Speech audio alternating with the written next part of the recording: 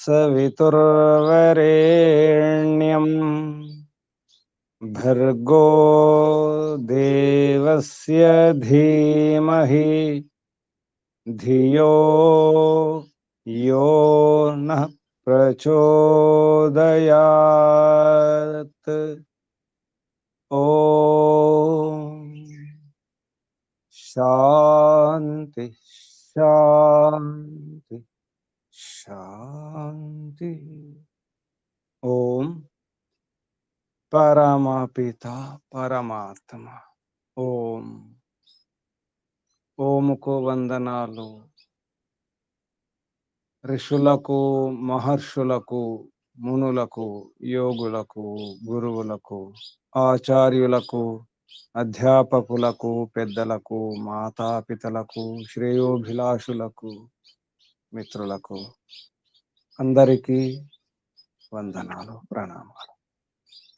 ఓం అథ శ్రీమద్భగవద్గీత మూలము సర్వశాస్త్ర నిష్ణాత విపశ్చిద్వరేణ్య పండిత శ్రీ ముక్తి రామోపాధ్యాయ.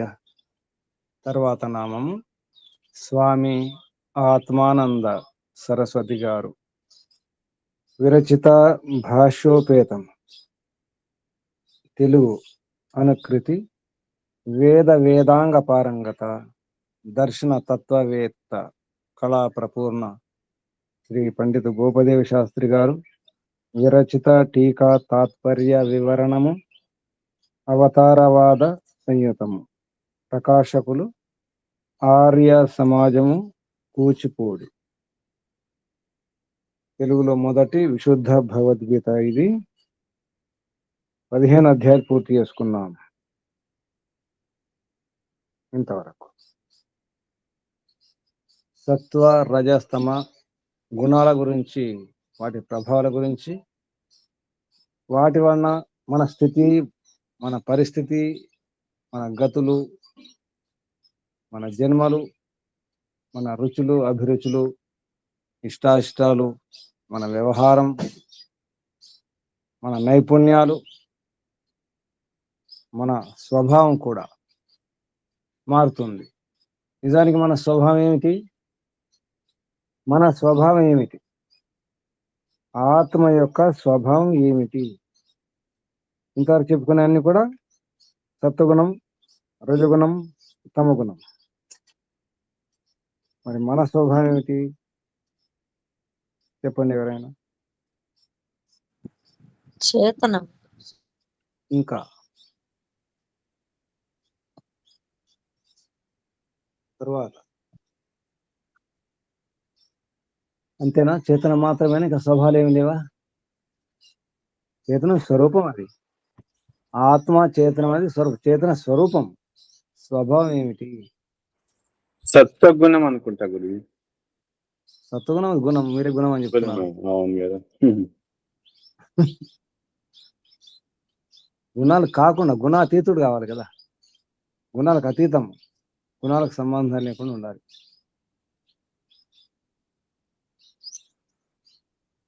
ఏమిటి మీ గుణం? ఏమిటి మీ స్వభావం? ఏమిటి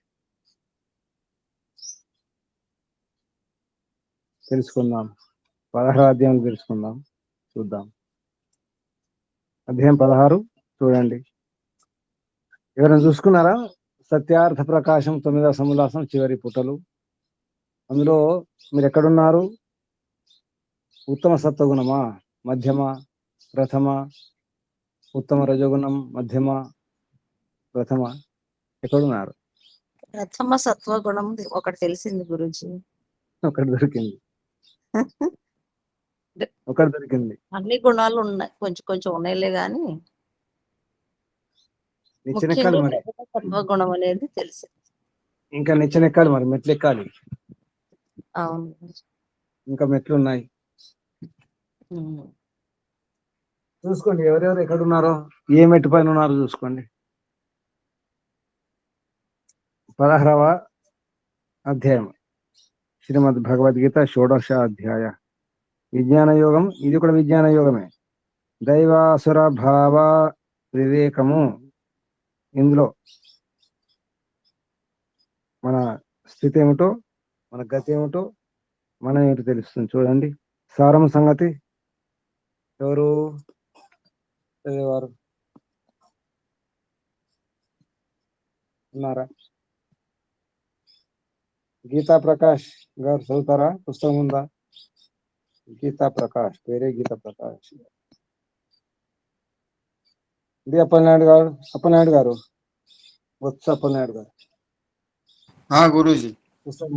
పుస్తకం ఉందా? లేదు సార్. ఇంకా ఎవరి గారు పుస్తకం ఉంది? పద్మావతమ్మ గారు పుస్తకం ఉందా? సారమ సంగతి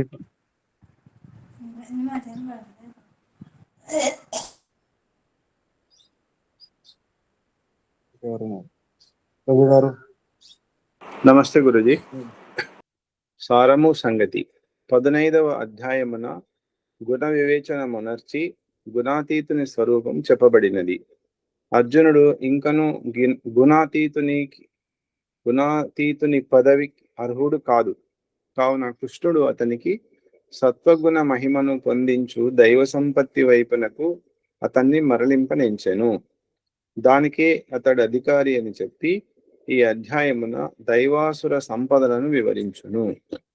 నిర్భయత, దమము, యజ్ఞము, అహింస, సత్యము, అక్రోధము, త్యాగము, శాంతి, భూతదయ, లోభ త్యాగము, తేజస్సు, క్షమ, ధైర్యము, శుద్ధి, అభిమాన త్యాగము మున్నగు జ్ఞానయోగమున వర్ణింపబడిన గుణములే దైవీ సంపత్తి గల మనుజుని సంపత్తి. ఇందుకు విపరీతములైన కపటము, అభిమానము, క్రోధము, కఠోరత, అజ్ఞానము మున్నగు దుర్గుణములు అసురీ సంపదకు చిహ్నము. ఇట్లు 2 సంపదలను వర్ణించి కృష్ణుడు అర్జున చింతింపకము, నీవు దైవీ సంపదకు అధికారివి, కర్మయోగ మార్గం నడుచుటకు నీకు కఠినము కాదు అని బోధించును. తర్వాత విపరీత మార్గము నుండి తప్పించుటకు గాను అర్జునునకు అసురీభూత సృష్టిని గూర్చి విస్తారముగా బోధించును. ఆసురి తప్పునది,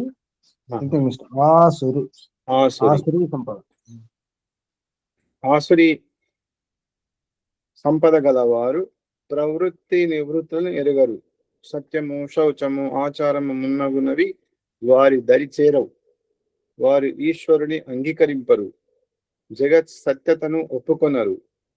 కామవాసనల వలన జగత్తు నిర్మితమైనదని ఎంచి ప్రతి కార్యమును కామవాసనతోనే చేయుదురు.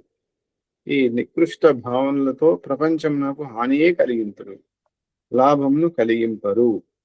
వారి కామనలు ఎన్నడూ పూర్ణములు కావు. అందువలన నానావిధ చింతలకు వారు గురియగుదురు. తమ వాసనల పూర్తి కొరకు అన్యాయముతో ధనమును ఆర్జింతురు.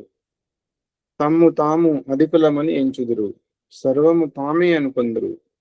వారిలో ఎవడేని యజ్ఞము నరించిన కపటముతో చేయును, విధిని అనుసరింపరు. అర్జున, తమోగుణ సృష్టములైన కామ, క్రోధ, లోభములే వీరిచే ఈ దుష్కర్మలు అన్నింటినీ చేయించును.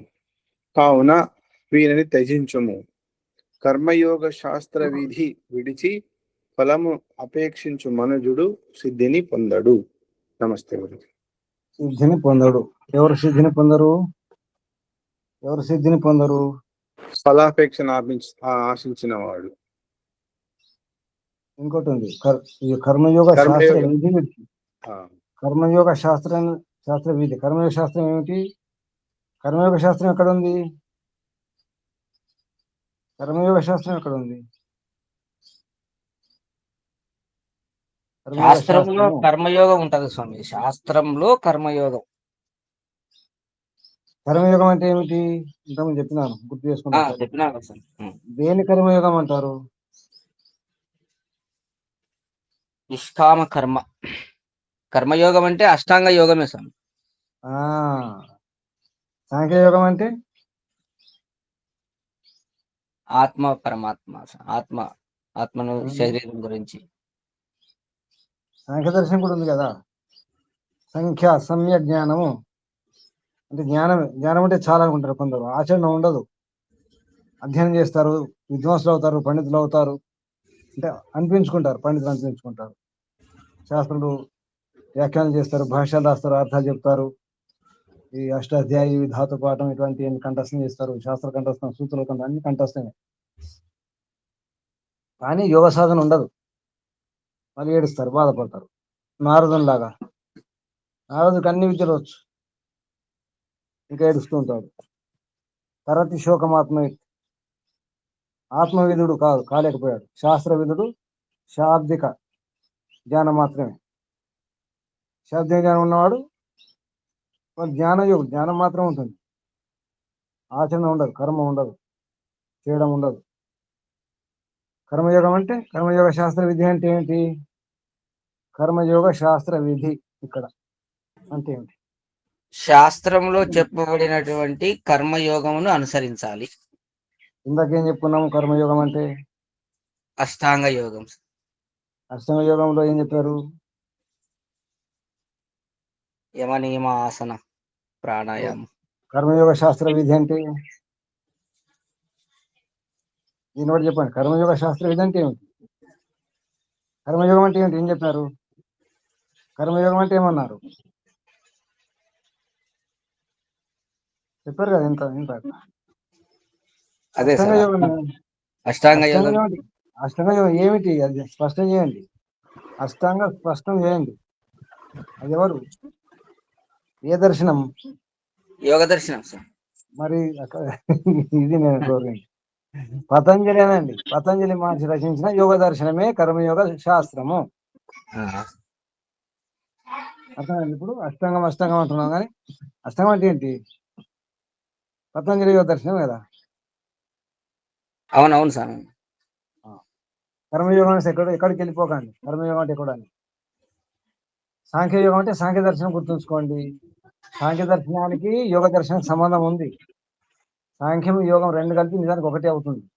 అదొక జంట, ఒక జత. అది సాంఖ్య దర్శనము యోగ దర్శనం ఒకటి, న్యాయ దర్శనము వైశ్య దర్శనం ఒకటి, పూర్వమీమాంస ఉత్తరమీమాంస అంటే వేదాంత దర్శనం ఒకటి. అన్ని కలిపి ఒకటే. మళ్ళీ 6 దర్శనాలు కలిపి ఒకటే. 6 దర్శనాలు కలిపి ఏ దర్శనం అని చెప్పండి? 6 దర్శనాలు కలిపి ఏ దర్శనం అవుతుంది? ఎవరైనా చెప్పండి. ఆత్మదర్శనం, పరమాత్మ దర్శనం. 6 దర్శనం కలిపి పరమాత్మ దర్శనం అవుతుంది, ఈశ్వర దర్శనం అదే అవుతుంది. గురుజీ పరమాత్మ దర్శనం. నేనేమంటున్నానమ్మా, మేమైనా ఖండించట్లేదు, బాధపడకండి. 6 దర్శనం కలిపి ఏ దర్శనం అవుతుంది? పరమాత్మ దర్శనం అవుతుంది ఆచరించినప్పుడు. దర్శనం అంటే ఏమిటి? దర్శింపజేసేది దర్శనం. పరమాత్మను దర్శింపజేసేది దర్శనం. దర్శనం అంటే ఏదో కాదు. ఇప్పుడు యోగ శాస్త్రం అంటే పతంజలి యోగ దర్శనం. దాన్ని అనుసరించి ఏదైతే విధి ఉందో, నియమాలు ఉన్నాయో, పద్ధతి ఉందో, క్రమం ఉందో, యమ నియమాసన ప్రాణాయామ ప్రత్యాహార ధారణ ధ్యాన సమాధానం చెప్పుకుంటున్నాం కదా, అది అవన్నీ కూడా పాటించాలి. అప్పుడు ఏమవుతుంది? ఆ యోగ దర్శన శాస్త్ర విధిని విడిచిపెట్టి ఫలాన్ని అపేక్షించేవాడు ఏ సిద్ధిని పొందలేడు. ఇక్కడ సిద్ధి అంటే నిజానికి మోక్షం, కానీ మిగతావి కూడా అదే కాదు. ఏ విద్య కూడా పొందలేము విధి విధానాలను విడిచిపెట్టి. మీరు సంగీతం నేర్చుకున్నా, ఏ విద్య నేర్చుకున్నా, చివరికి స్థూల విద్య నేర్చుకున్నా, చీపురుతో శుద్ధి చేయడం, చీపురుతో శుద్ధి చేయడం వచ్చా ఎవరికైనా? చీపురుతో శుద్ధి చేయడం వచ్చా? ఇంకా మాట్లాడి చేస్తాం శుద్ధి. నేను అన్ని తీస్తాను. మళ్ళీ స్నానం చేయడం వచ్చా? మొహడుకోవడం వచ్చా? వృద్ధం లేవడం వచ్చా? రాత్రి పడుకోవడం వచ్చా? దినంలో పని చేయడం వచ్చా? అసలు నవ్వడం వచ్చా? సరే, ఏడవడం వచ్చా?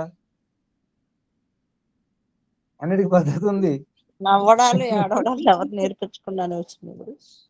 వాటి కూడా పద్ధతి ఉంది. ఎక్కడంటే అక్కడ ఇష్టం వచ్చి నవ్వుతూ ఊరుకుంటారా?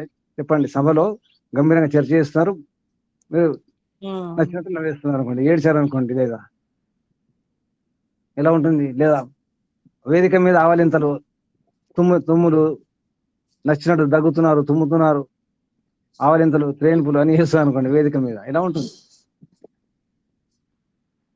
గురూజీ యోగం కాదు కదా. ఇద్దరు ఐపీఎస్ ఆఫీసర్లు సస్పెండ్ అయిపోయారు ఈ విషయం తెలియకనే. ఇప్పుడు చెప్పండి, ఏడవడం వచ్చా? ఎక్కడ ఏడవాలి, ఎంత ఏడవాలి, ఎట్లా ఏడవాలి, ఎవరెవరు ఎలా ఏడవాలి, ఆడవారు ఎలా ఏడవాలి, మగవారు ఎలా ఏడవాలి, పిల్లలు ఎలా ఏడుస్తారు? పిల్లల ఏడుస్తాం మనం?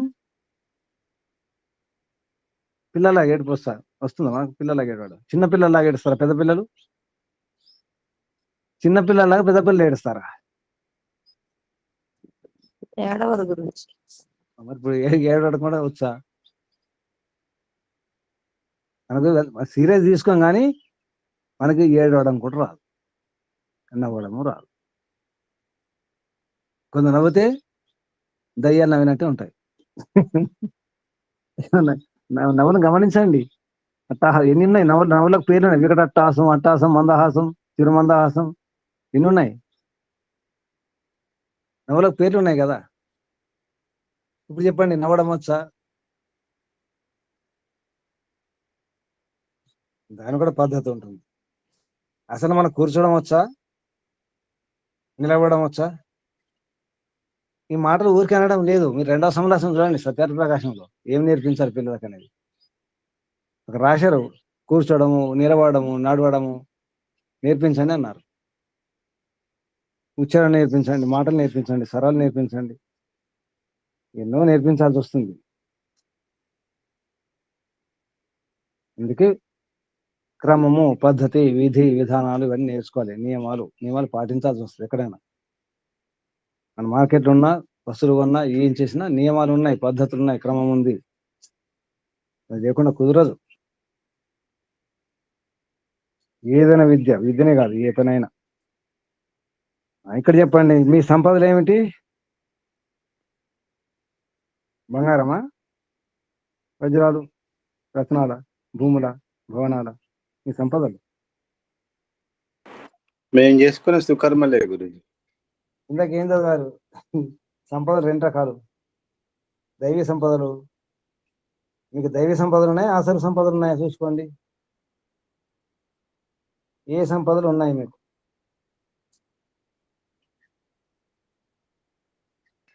దైవీ సంపదలు ఉన్నాయి గురించి. ఆసురు సంపదలు ఏమీ లేవా? ఒకటి కూడా లేదు ఆసురు సంపదలు. గమనిస్తే ఉండి ఉండొచ్చు. ఈ పట్టిక చూడండి, ఈ సూచిలో, ఈ లిస్ట్ చూసుకోండి. ఒకటి నిర్భయత, దమము, యజ్ఞము, అహింస, సత్యము, అక్రోధము, త్యాగము, శాంతి, భూతదయ, లోభ, త్యాగము, తేజస్సు, క్షమ, ధైర్యము, బుద్ధి, అభిమాన త్యాగం. అంటే అభిమాన త్యాగం అంటే అహంకారం లేకపోవడం. తర్వాత ఇంకేమున్నాయి? కపటము, విపరీతం, అభిమానము, క్రోధము, కఠోరత, అజ్ఞానము, మొదలగు దుర్గుణాలు. ఇవి ఆసుర సంపద చిహ్నాలు. ఆశ్రయ సంపదల కంటే దైవీ సంపదలు ఎక్కువ ఉన్నాయి కదా గురించి. అంటే మనం మధ్యలో ఉన్నాం కాబట్టి మన మధ్య మార్గం. ఇప్పుడు అటు దూకడమా, ఎటైనా దూకోవచ్చు. మనం ఎటైనా దూకోవచ్చు, అంత అవకాశం ఉంది మనకు. ఎటైనా దూకోవచ్చు. మీరు ఎటు దూకుతారో మీ ఇష్టం, చూసుకోండి. ఏ సంపద కావాలో. అర్జునుడు ఏ సంపదకు అధికారి? అర్జునుడు ఏ సంపదకు అధికారి అయ్యాడు? దైవీ సంపద. అంటే ఇవన్నీ ఉన్నాయన్నమాట అర్జునుడు. నిర్భయత, దమము, యజ్ఞము, అహింస, సత్యం, అక్రోధము, త్యాగము, శాంతి, భూతయ, లోకత్యాగం, తేజస్సు ఇవన్నీ ఉన్నాయన్నమాట. ఇది ఎలా నిర్ణయం చేశారు శ్రీకృష్ణుల వారు? అర్జున, నీవు దైవీ సంపదకు అధికారివే, సందేహం లేదన్నారు. శ్లోకం కూడా వస్తుంది, వార్త నీవు దైవీ సంపదకు అధికారం అని చెప్పేసి. నీకున్నాయి. ఎలా నిర్ణయించినాడు అంటే, సత్వగుణం విరిగిపోయిన పాపం. ఎందుకు యుద్ధం చేయడము, ఈ కోపతాపాలు ఎందుకు, ఈ లోభాలు ఎందుకు అని చెప్పేసి. అందుకే కృష్ణ సర్టిఫికేట్ ఇచ్చేశారనమాట. ఓ అర్జున, నీవు దైవీ సంపదకు అధికారివే, సందేహం లేదు. కాబట్టి నువ్వు ఈ మార్గంలో ఉండగలుగుతావు. ఈ కర్మయోగ మార్గమున నడుచుటకు నీకు కఠినం కాదు అన్నాడు. యోగ మార్గం నడవడానికి నీకు ఎటువంటి ఇబ్బంది ఉండదు, ఎందుకంటే నీవు దైవీ సంపదకు అధికారివి. మరి మనం మనకు కూడా కఠినం కాకూడదు యోగ మార్గం. యోగ మార్గం కఠినం అనిపిస్తుంది, ఇబ్బంది అనిపిస్తుంది అంటే అనిపిస్తుందా యోగ మార్గం ఈ మార్గం?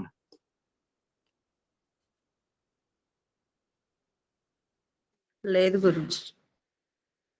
మిగతా వారు ఎప్పుడైతే మీకు ధ్యానం ఇబ్బంది అనిపిస్తుందో, కూర్చోవడం ఇబ్బంది అనిపిస్తుందో, ప్రశాంతంగా ఉండడం ఇబ్బంది అనిపిస్తుందో, 2-3 గంటలు స్థిరంగా ఉండాలనిపిస్తుందో, కొందరికి అనిపించదు, ఉండలేరు, కూర్చోలేరు, నిలబడతారు. ఇంట్లో కూడా ఉండాలి కొందరు. ఒక దినమంతా ఇంట్లో ఉండండి, మౌనంగా ఉండండి. మౌనం కాదు, ఇంట్లో ఉండండి అంతే. ఎక్కడ వెళ్ళకుండా ఇంట్లోనే ఉండాలి. ఏమైనా చేసుకున్నా కానీ ఇంట్లో ఉండాలి. కొందరు ఉండలేరు, బయటకు వెళ్ళడమే. అటువంటి వారిని ఏమనాలి? ఉండలేరు.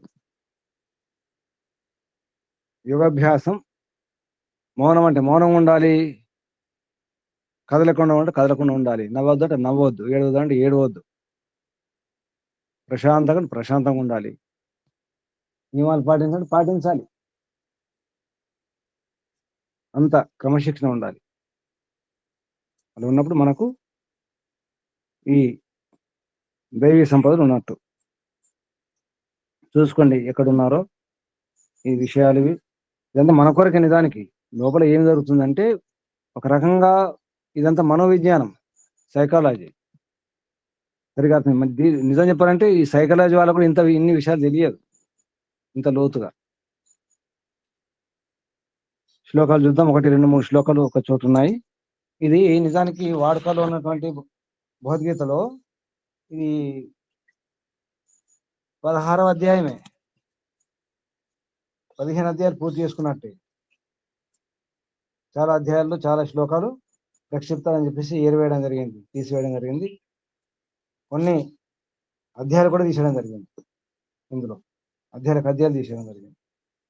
పూర్తిగా అధ్యాయాలే అటువంటి కూడా ఉన్నాయి.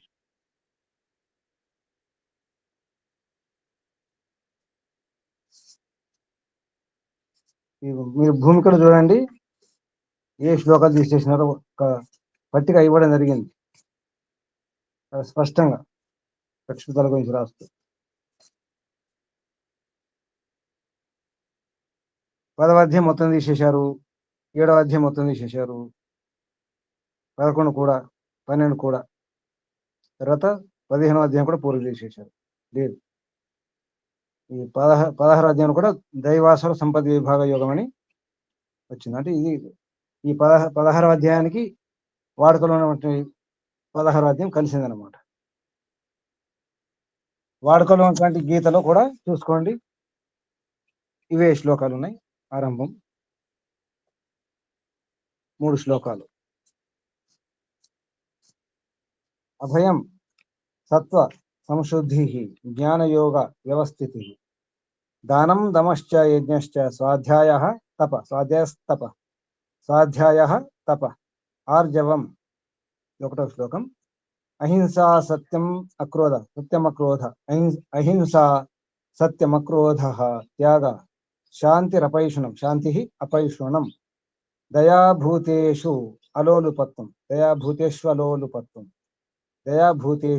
అలోలుపత్వం మార్దవం హిరీహి అచాపలం.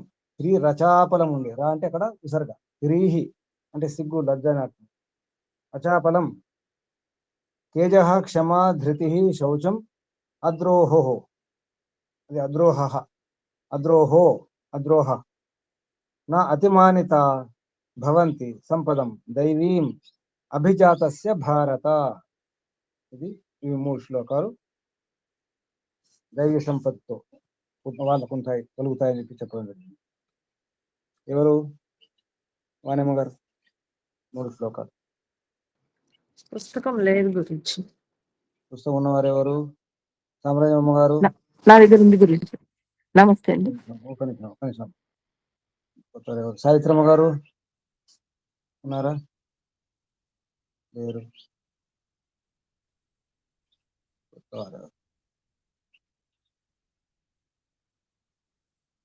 భాగ్యలక్ష్మమ్మ గారు,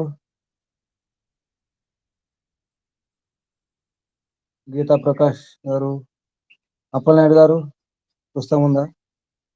పిపినారాయణ గారు, పిపినారాయణ గారు ముందు గురించి నమస్తే. చెప్పండి 3 శ్లోకాలు. భారత అభయం భయపడకుండుట, అంతఃకరణ శుద్ధి, జ్ఞానయోగమున దృఢత, దానము, ఇంద్రియ నిగ్రహము, యజ్ఞము, లోకహిత బుద్ధితో కర్మలను నడుచుట, ధర్మగ్రంథములను చదువుట, సుఖ దుఃఖాది ద్వంద్వములను సహించుట, సరళత, మనోవాకాయములతో ఇతర ప్రాణులకు కష్టము కలిగింపకుండుట, సత్యము చెప్పుట, కోపింపకుండుట, త్యాగము, శాంతి, చాడీలు చెప్పకుండుట, ప్రాణులేడ దయ, లోభము లేకుండుట, నమ్రత, సిగ్గు, చాంచల్యం లేకుండుట, ప్రతాపము, క్షమ, సహనశీలత, ధైర్యము, బాహ్యంతర శుద్ధి, వైరం లేకుండుట, ఎక్కువ అభిమానం లేకుండుట అను ఇవి అన్నీ దైవీ సంపదం అభిజాతస్య, దైవీ సంపత్తితో పుట్టిన వానికి భవంతి కలుగును. నమస్తే. అభయం, అభయం. మనకు భయాలు ఉన్నాయా? భయం ఉందా లేదా చూసుకోండి. అభయం ఉందా? భయం ఉందా? భయాలు ఉన్నాయా లేవా? ఉన్నాయి. అంటే ఇది మనకు రాదు. సత్వం అన్నారు. సత్వం అంటే ఏంటి? సత్వం అంటే మనసు ఇవన్నీ కూడా ప్రసన్నంగా ఉండడం, దాన్ని అంతఃకరణ శుద్ధి అన్నారు. సత్వ సంశుద్ధి. సత్వం అంటే అంతఃకరణ. సత్వం నిజానికి చిత్తము, మనస్సు, బుద్ధి అన్నీ వస్తాయి. సంశుద్ధి మంచి శుద్ధి, అంతఃకరణాలు సంశుద్ధి మంచి శుద్ధిగా ఉండాలి లోపల, అంటే ప్రసన్నంగా ఉండాలి. తర్వాత జ్ఞానయోగ వ్యవస్థితి. జ్ఞానయోగం దృఢత, వ్యవస్థితి అంటే స్థిరంగా ఉండడం. జ్ఞానయోగం అంటే మన ఏదైతే జ్ఞానం ఉందో స్పష్టంగా ఉండాలి, సందేహం లేని జ్ఞానం ఉండాలి, దృఢంగా ఉండాలి. దానం, దమం అంటే ఇంద్రియ నిగ్రహం అన్నారు. దమశ్చ. యజ్ఞశ్చ, యజ్ఞం అంటే లోకహిత బుద్ధితో కర్మ చేయడం. యజ్ఞం అంటే ఆహుతులు ఇవ్వడం మాత్రమే కాదు, లోకహిత కర్మలు చేయడం. అంటే మన బుద్ధిలో లోకహితం చేరని ఆలోచన, భావాలు ఉండాలి. ఆ భావంతో, లోకహిత భావంతో, బుద్ధితో, ఆలోచనతో చేసే కర్మలు, వాటి పేరు యజ్ఞ. చ స్వాధ్యాయం.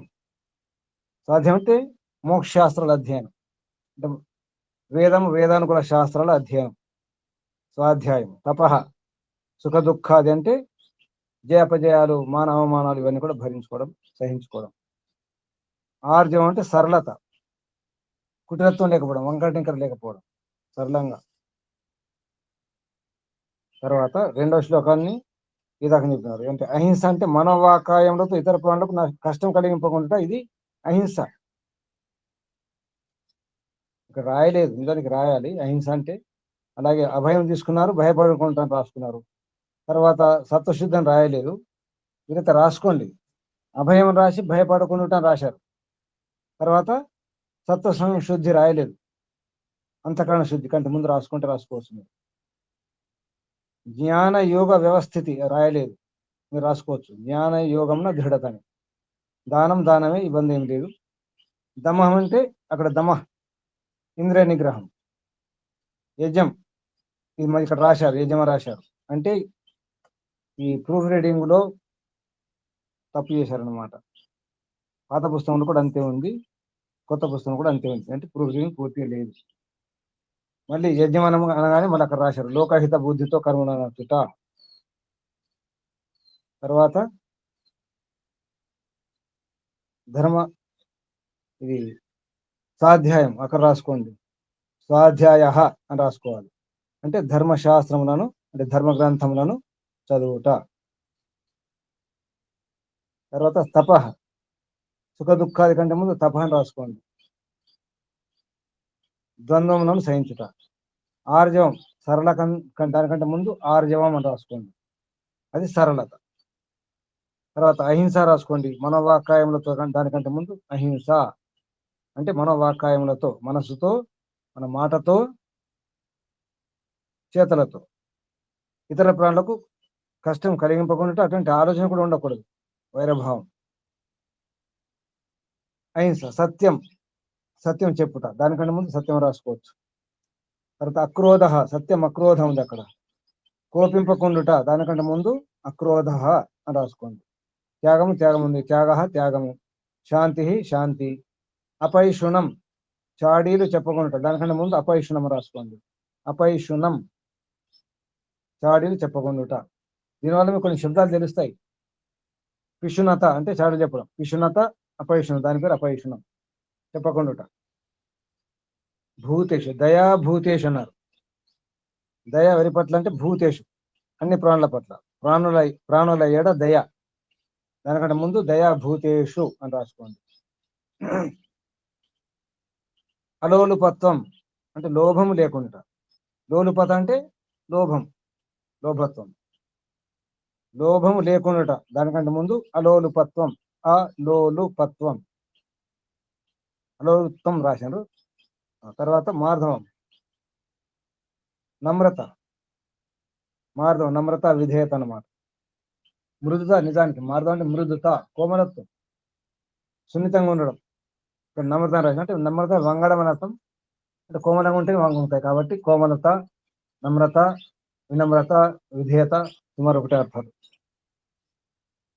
దాని పేరు మార్ధవం. హ్రీ, సిగ్గు, లజ్జ. హ్రీ అంటే హ్రీ అచాపలం, చాంచల్యం లేకుండా. చపలత అచపలత అనమాట, అచంచలం అంటాం కదా.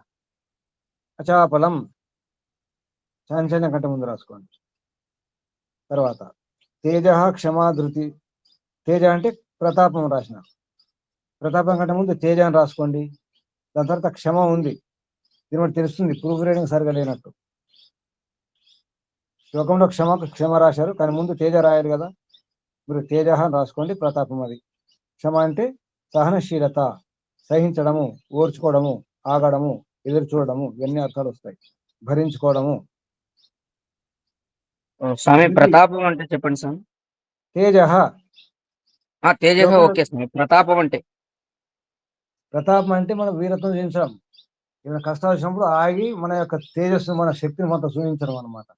తేజస్సు చూపించడం, విద్యలో తేజస్సు కానీ, మన శక్తి తేజస్సు కానీ, మన నైపుణ్యాల తేజస్సు కానీ, మన విద్య రకరకాల మనకు బుద్ధి ఉంటుంది, యోగ్యత ఉంటుంది, వాటి చూపించాల్సి వస్తుంది. లోపల ఉంచుకోవడం కాదు, బయట పెట్టాల్సి వస్తుంది టైం వచ్చినప్పుడు. దాన్ని ప్రతాపం అంటారు. ప్రతాపరుద్రుడు పేరునే కదా ప్రతాపరుద్రుడు. తేజస్సు చూపించాలి. తేజస్సును, తేజస్సు అంటే లోపల ఉండదు, తెలుసు కదా. కాంతి, వెలుగు, ప్రకాశం అది లోపల ఉంటుంది. ఏంటి లోపల ఉండదు కదా, బయటకు వస్తుంది. అది తేజవంతంగా ఉండాలి, దాక్కుని ఉండకూడదు. మనకు వచ్చు, టైం వచ్చినప్పుడు ప్రదర్శించాల్సి వస్తుంది. మన బలాన్ని, మన శక్తిని, మన విద్యను, మన జ్ఞానాన్ని, వివేకాన్ని, విజ్ఞానాన్ని చూపించాలి. అది ప్రతాపం. వచ్చి కూడా రానట్టు ఉండకూడదు, సమయం వచ్చినప్పుడు చూపించాలి. ఎప్పుడంటప్పుడు చూపించకూడదు, మాటికి ప్రదర్శన చేయకూడదు. సమయం వచ్చింది, అవసరం అన్నప్పుడు చూపించాలి. అప్పుడు అది తేజస్సు అనమాట. ఓం తేజోసి తేజోమయ ధీహి అంటాం. తేజస్ అంటే వెలుగు అనుకోకండి, అక్కడ ప్రకాశం అనుకోకండి.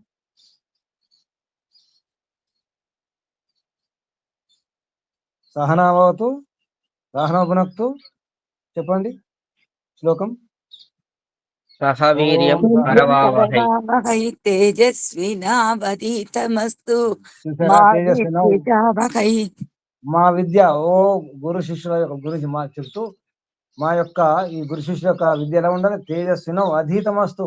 మా అధీతం అవుతుందో, మేము చదివినట్టు చదువు అవుతుందో, విద్య ఉందో, అది తేజస్వినవు, తేజస్వంతం కావాలి. గురువున్న విద్య, శిష్యున్న విద్య అది ప్రకటింపజేస్తే, బయట పెట్టినప్పుడు, చూపించినప్పుడు అప్పుడు ప్రతాపం ఉన్నట్లు లెక్క. అది ప్రతాపం అన్నారు ఇక్కడ. తేజ అంటే ప్రతాపం. క్షమ, సహనశీలత, క్షమించడం అంటే మనం ఇక్కడ క్షమించడం కాదు సుమా. క్షమించడం అంటే క్షమించడానికి పో అంటాం కదా. తప్పు చేసినావు, క్షమించండి అంటే క్షమించాను పో, అది కాదు. సహనం, ఓర్చుకోవాలి. మన శరీరంలో ఓర్చుకునే శక్తి ఉండాలి, బుద్ధిలో, మన మనస్సులో ఓర్చుకోవాలి, భరించుకోవాలి, ఆగాలి. మరొక అర్థం భారం మోయాలి, బాధ్యత వహించాలి. ఇన్ని అర్థాలు వస్తాయి సహనం అంటే. ఓం సహోసి సహమై ధీహి. సహనం అంటే కొట్టిన ఊరుకోవడం కాదు, శక్తి ఉండి మనం కొట్టే శక్తి ఉంది అని ఊరుకుంటాం అనమాట, ఆగుతాం, ఆగాలి. దాని పేరు సహనం. అక్కడ ఆ శబ్దంలో మంచి అర్థం ఉంది, గమనించండి. సాధించేయండి, ఏమవుతుంది? సహనంలో సాధించేస్తే హనం హనం హనం ఏమైంది? హనం అంటే హతమార్చటం మంచి గురుజీ. హననమే.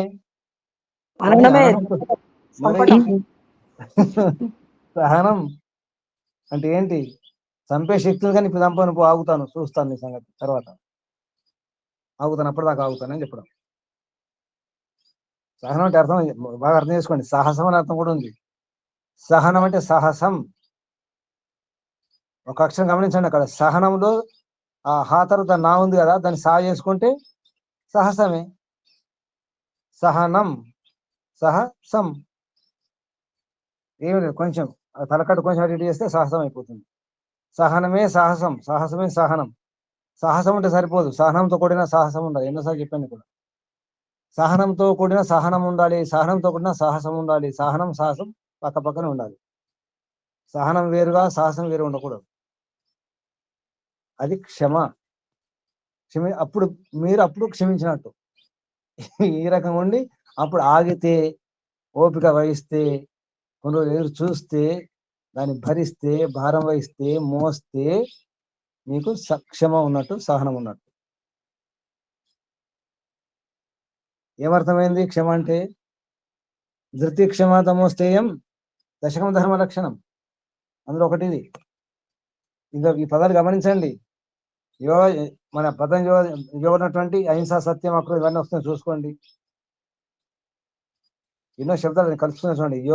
యోగా దర్శనాన్ని కలుస్తున్నాయి, ఎన్నో విషయాలు కలుస్తున్నాయి ఇక్కడ. ధర్మ లక్షణం కూడా కలుస్తున్నాయి ఇందులో. క్షమ. తర్వాత తేజ, క్షమ, ధృతి అంటే ధైర్యం. ధైర్యం అంటే కూడా ఇక్కడ స్థిరంగా ఉండడం. ధృతి అంటే కొందరు వేగం రాసుకుని, వేగం కాదు. ధృతి అక్కడ మన తిరువుల ధైర్యం అంటే కాదు. మరి ఇక్కడ తిరుగు ధైర్యం వేరు, ఈ ధైర్యం వేరు. అంటే ధారణ చేసి ఉండాలి. ధరణే ధాతు, ధారణ చేసి ఉండాలి, ధరించి ఉండాలి. అలాగా స్థిరం చేసుకోవాలి. ఇక్కడ ఇది స్థిరం చేసుకోవడం అన్నమాట. అది ధైర్యం. తెలుగులో ధైర్యం అంటే అర్థం వేరు. అది కొంచెం మళ్ళీ కొంచెం లోతుగా వెళ్తే అది కూడా అర్థం అదే వస్తుంది, తెలుగు అర్థం కూడా మళ్ళీ. తర్వాత ఏమన్నారు? శౌచం అన్నారు. బాహ్య అంతర శుద్ధి, 2 రకాల శుద్ధులు శౌచాలు. బాహ్య శౌచం, ఆంతరిక శౌచం. బాహ్య అంతర శుద్ధి శౌచం. లోపల శుద్ధి అంటే ఇలా శుద్ధి చేసుకుంటారు. లోపల శుద్ధి ఏ సబ్బుతో? అంతఃశుద్ధి ఏ సబ్బుతో చేసుకుంటారు? సరే, శరీరం వరకు ఆలోచిద్దాం.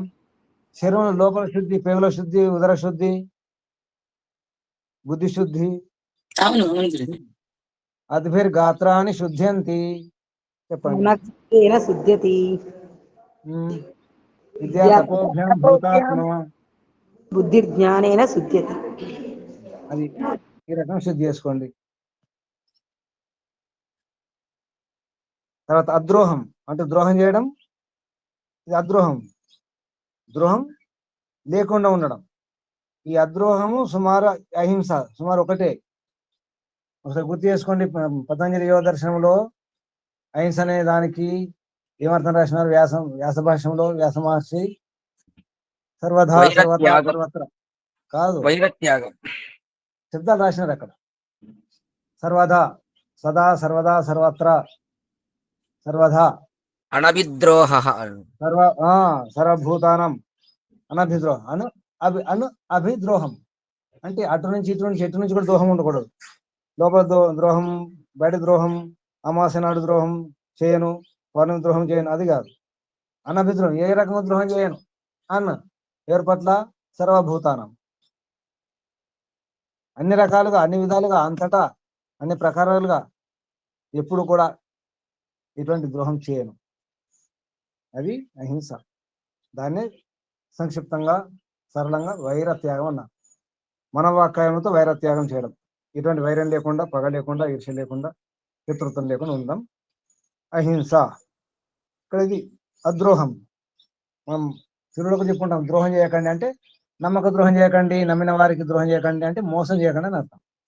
అద్రోహం అంటే మోసం చేయకుండా ఉండాలి. నా అతిమానిత, మానము, అభిమానము, సన్మానము, అవమానము, అపమానం, ఇట్లా మానాలు ఎన్నో ఉన్నాయి. మానం అంటే నిజానికి కొలత, కులమానం, తులమానం, కాలమానం ఉన్నాయి కదా, పేర్లు అన్ని మానాలే. అది కూడా మానాలే, ఇవి మానాలే, కాలమానాలు. ఇది అతిమానం. మీకు ఏ మానం ఉంది? నా మానం పోయిందంటే అర్థం ఏంటి? మానం పోయిందంటే అర్థం ఏంటి? పరువు పోయినట్టు. పరువు అయినట్టు. నా మానం, నా యొక్క మర్యాద పోయింది, నా గౌరవం, నాకు అక్కడ ఆదరణ లేదు, సన్మానం లేదు. నా మానం పోయిందండి. మానం అంటే నా కొలత లేదు, అంటే నాకు విలువ లేదని అర్థం. నా మానం పోయిందంటే నాకు విలువ ఇవ్వలేదు. సుమారు శబ్దాలు అవే. కానీ ఇది అతిమానం, అతిగా గర్వం అన్నమాట, అతిగా అభిమానం, అతిగా అహంకారం. అతిమానిత, నా అతిమానిత అంటే అతిమానిత లేకపోవడం అర్థం. ఇవి ఉండకూడదు. అతిమానిత, ఎక్కువగా అభిమానం లేక, అంటే దాని అర్థం ఏంటి? కొంచెం మాన్యత ఉండాలన్నమాట. అభిమానం ఉండాల్సిందే కదా, ఉండాలొద్దా అభిమానం? ఉండాలి స్వామి, సెల్ఫ్ రెస్పెక్ట్ ఉండాలి. దాని పేరు స్వాభిమానం ఉండాలి. స్వాభిమానం ఉండాలి కానీ మిథ్యాభిమానం, ఈ అతి అభిమానం, దురాభిమానం ఉండకూడదు. అభిమానం స్వాభిమానం అయితే, అభిమానం స్వాభిమానం అయితే మేలే కొంత, అభిమానం స్వాభిమానం అయితే మేలే కొంత. అదే మిథ్యాభిమానం అయితే, దురాభిమానం అయితే కీడే, అంతా కీడే. ఇది ఎవరన్నారు ఈ మాట? విదురుడు నిధులు వచ్చింది. అభిమాన శ్రేయమహంతి. ఇవన్నీ గుర్తుంచుకోవాలి. అసలు ఈ రకంగా చర్చించుకుంటే మీ కబుర్లు ఉంటాయి కదా, కబుర్లు మాట్లాడుకోవాలి. ఈరోజు ఏమంట, ఏం కూర, ఏం జరిగింది, ఇవే ఉంటాయి. పొద్దున్న లేస్తే ఫోన్ చేసుకుంటే ఈ మాటలు మాట్లాడుకోండి, అన్ని గుర్తుంటాయి. ఆ చర్చలు ఏమిటి? ఈ చర్చలు చేయండి. ఈ రోజు నుంచి పొద్దున్న లేస్తే ఫోన్ చేసుకుంటే, మాట్లాడుకుంటే, మీరు వంట గురించి, ముఖ్యంగా తల్లులు బయట వ్యవహారాల గురించి, బాహ్య విషయాల గురించి కాకుండా ఇటువంటి చర్చలు చేసుకోండి, మాట్లాడుకోండి. కేవలం స్త్రీ శక్తి మాత్రమే కాదు, పురుష శక్తి కూడా. మీరు మాట్లాడితే ఏ విషయాలు మాట్లాడుతున్నారు తగ్గించండి, ఈ విషయాలు మాట్లాడండి, అన్ని గుర్తుంటాయి. చర్చల ద్వారా బాగా గుర్తుంటాయి. ఏ కృతే వర్ధతే ఏవ నిత్యం విద్యాధనం సర్వధన ప్రధానం. ఏం చేయండి, ఖర్చు చేయండి, బాగా చెప్పండి. వారికి వీరికి అందరు చెప్పండి. ఈరోజు ఇది విన్నాను, ఇది జరిగింది, ఇది అనుకుంటున్నాం, ఇది అవునా కాదా, సత్యమా కాదా, ప్రమాణమా కాదా, మరి గురుగారు ఇలా అన్నారు, భగవద్గీతలో అలా ఉంది, వేదములు ఇలా ఉంది, ఇది నిజమా కాదా, ఈ రకంగా చర్చ చేయండి, బాగా గుర్తుంటాయి. మనకి ఎన్నో గుర్తున్నాయి, ఇవే ఎందుకు గుర్తుండట్లేదు? అన్ని గుర్తున్నాయి. ఇది దైవీ సంపద. సంపదం దైవీం అభిజాతస్య భారత భవంతి. అభిజాతస్య అంటే చివరి శబ్దంలో అంటే అభిజాతస్య అంటే ఏంటి? జాతస్య పుట్టినవాడు, అభిజాతస్య అంటే ఇప్పుడే పుట్టినవాడు. అభిజాత శిశువు అంటే పుట్టినటువంటి, ఇప్పుడు పుట్టినటువంటి అభిజాత శిశువు అంటే కొత్తగా అనమాట. ఇప్పుడు అర్థమవుతుందా? అప్పుడే పుట్టిన బిడ్డ ఎలా ఉంటాడు శిశువు? దుర్గుణాలు ఉంటాయా, దురలవాట్లు ఉంటాయా? తింటాడా? పులిసారు తాగుతాడా? కారాలు మిరియాలు తింటాడా? బజ్జీలు తింటాడా? కురుకురేలు తింటాడా? ఏం తింటారు? చాక్లెట్ తింటాడా? అప్పుడు పుట్టిన బిడ్డ అందరికి ఇష్టమే. ఎందుకు? దైవ సంపద. పిల్లలు దేవుడు చల్లని వారే కదా. గురుజీ గుణాతీత వ్యవస్థ అనుకోవచ్చా గురుజీ దాన్ని? అంటే ఇప్పుడు అదే కదా దాని గురించి. ఇప్పుడు ఎవరు దైవ సంపదకు అధికారులు అంటే ఇవే కదా. ఇవి ఉన్నవాడు ఈ గుణాలు. ఇప్పుడు ఆత్మకి ఏ గుణాలు ఉండాలి? ఇవి ఉండాలి నిజానికి, ఆ గుణాలు కాదు. అంటే ఇందులో సత్వగుణాలు కూడా ఉన్నాయనుకోండి, దాన్ని ఇందులో ఏరుకోవాలి. ఆత్మ యొక్క గుణాలు, ఆత్మ యొక్క స్వాభావిక గుణాలు ఏమిటో చూసుకోవాలి. తర్వాత ఏరుకోండి, ఇందులో ఎత్తుకోండి. ఇది దైవీ సంపత్తితో పుట్టిన వారంటే అప్పుడే పుట్టిన బిడ్డలో ఇవన్నీ ఉంటాయి. అప్పుడే అలా ఉండాలి, అంత స్వచ్ఛంగా శుద్ధంగా శిశువులాగా ఉండాలి. అభిజాతస్య ఈ అర్థం కూడా వస్తుంది. చిన్న పిల్లలు బాగానే ఉంటారు కదా, వారి మూత్రం కూడా బాగానే ఉంటుంది. వారు మల విసర్జన చేస్తే కూడా ఏమనిపించదు మనకు కదా. పిల్లలు ఏమంటే పిల్లలు వాంతి చేసుకుంటారు, ఏమనిపించదు. సొల్లుగారుతూ ఉంటుంది, ఏమనిపించదు కదా. అవునవును స్వామి. మరి ఎందుకు మీకు అనుభవం కదా. అందరికి అనుభవాలు ఉన్నాయి ఇక్కడ, ఇందులో ఉన్నవారు అందరికి అనుభవాలు. ఇప్పుడు అందరు పిల్లలుగా మారిపోండి. ఒకసారి కళ్ళు మూసుకొని ఒక క్షణం మీరు దైవీ సంపదకు అధికారులు కండి. అభిజాతస్య భారత. ఇప్పుడు మీరు భారతీయులు. ఇక్కడ భారత అంటే అర్జునుడు. అయిపోయారా దైవీ సంపదకు అధికారులు? దైవీ సంపద వచ్చేసిందా? వచ్చిందా లేదా? ఓం. అయ్యో వెళ్ళిపోయారేంటి? వస్తుంది గురూజీ, వస్తుంది. కళ్ళు మూసుకుంటేనే వచ్చేస్తే ఇంకా లేవుంది గురించి. చిన్న పిల్లలు అయిపోయారా? ప్రయత్నం చేయండి. చిన్నపిల్లలు మారిపోవాలి, తప్పదు. కనీసం అప్పుడప్పుడైనా ఒక క్షణమైనా చిన్నపిల్లలు మారిపోండి. దైవీ సంపదకు అధికారులు కండి. సరేనా? శుభం. ఇక్కడ తాత్పర్యం ఏమన్నారు కింద చూసారా? తాత్పర్యం సులభం అని వదిలేశారు గోపదేవ శాస్త్రి గారు. తాత్పర్యం సులభం. మీరు చూసుకోండి. ఇక తాత్పర్యం సులభం ఉందా కష్టం ఉందా? సులభం కాబట్టి వదిలేశారు.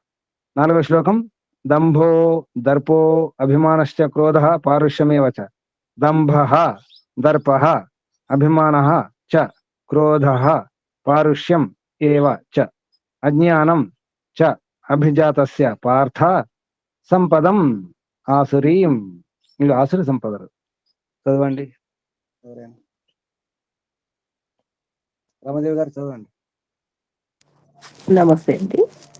అర్థ దంభ కపటము, దర్ప గర్వము, అభిమాన చ అహంకారమును, క్రోధ క్రోధము, పారుష్యం ఏవ చ కాఠిన్యమును,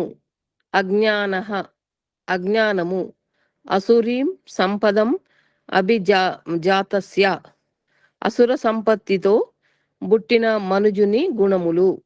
తాత్పర్యము. కపటము, గర్వము, అహంకారము, క్రోధము, పరుషవాక్యములు, అజ్ఞానమునను ఇవి అసుర సంపద గల వాని గుణములు.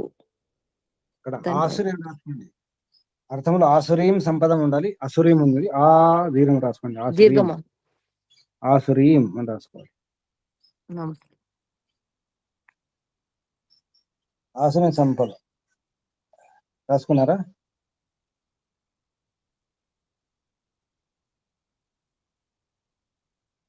తాత్పర్యం సరళంగా ఉంది కదా. దంభం అంటే ఏంటి? కపటం. మనము ఒక పదం వాడతాం, తెలుగు డంబాచారం అంటాం. డంబాచారం అంటే అటువంటిది, కపటం. దర్పం అంటే గర్వం అన్నారు.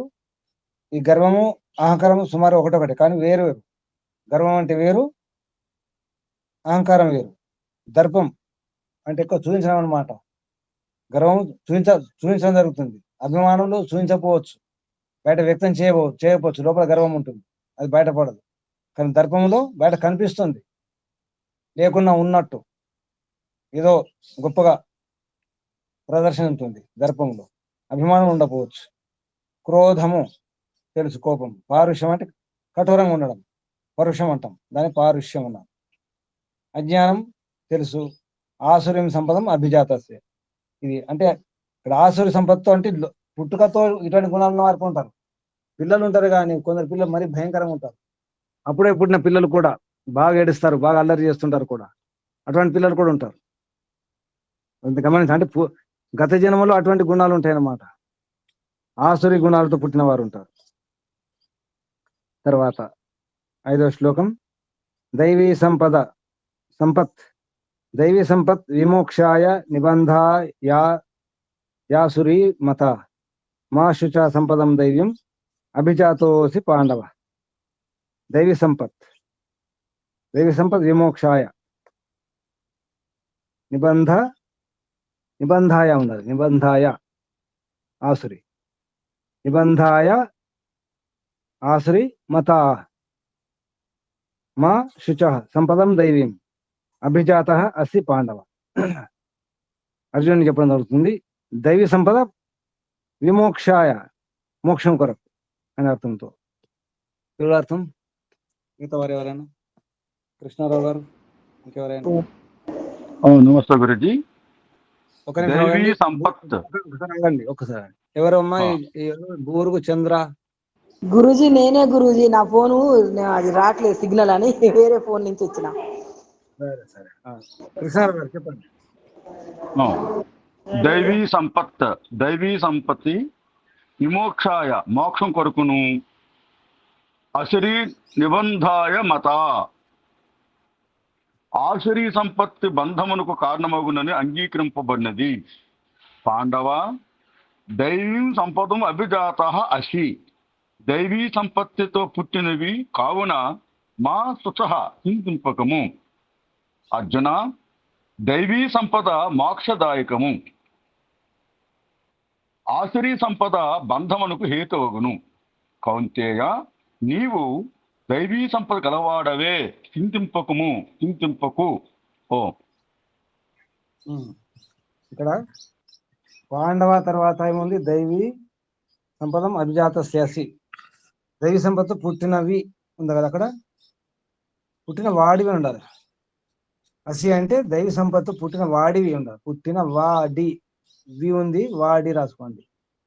దైవీ సంపత్తితో పుట్టిన వి ఉంది అక్కడ, దైవీ సంపత్తి పుట్టిన వాడివి అనే రావాలి. అవును గురు, పుట్టినవి ఉంది అక్కడ. పాత పుస్తకం కూడా పుట్టినవి ఉంది, అక్కడ కూడా మార్చుకోండి, పుట్టిన వాడివి. ఇక్కడ అర్జునికి సర్టిఫికేట్ అన్నమాట. నీవు దైవీ సంపద పుట్టిన వాడివి, నీకు ఇంకా సందేహం లేదు, చింతించకు. ఏమన్నారు? పాండవ మా శుచ, మా శుచ, శోకించకు, శోచనీయం కాకూడదు అంటే ఏడవద్దు, బాధపడవద్దు. నీకు అటువంటి అర్హత ఉంది, యోగ్యత ఉంది, నీకు దైవ సంపత్తి ఉంది, నీకు దైవ గుణాలు ఉన్నాయి. నీకు ఆసురి సంపద లేదు, ఈ ఆసురి గుణాలు లేవు. ఈ దైవ సంపద ఏతుందో అది విమోక్షాయ, మోక్షం కొరకే. ఇక్కడ మోక్షం కొరకు అగును అని ఉంది, మోక్షం కొరకు అగును మీద అంతేముంది? ఏముంది? మోక్షం కొరకు అగును ఉందా అర్థంలో? విమోక్షాయ, మోక్షం కొరకు అగును, అగును, మోక్షం కొరకు అగును, మోక్షం కొరకు అగును, అగును.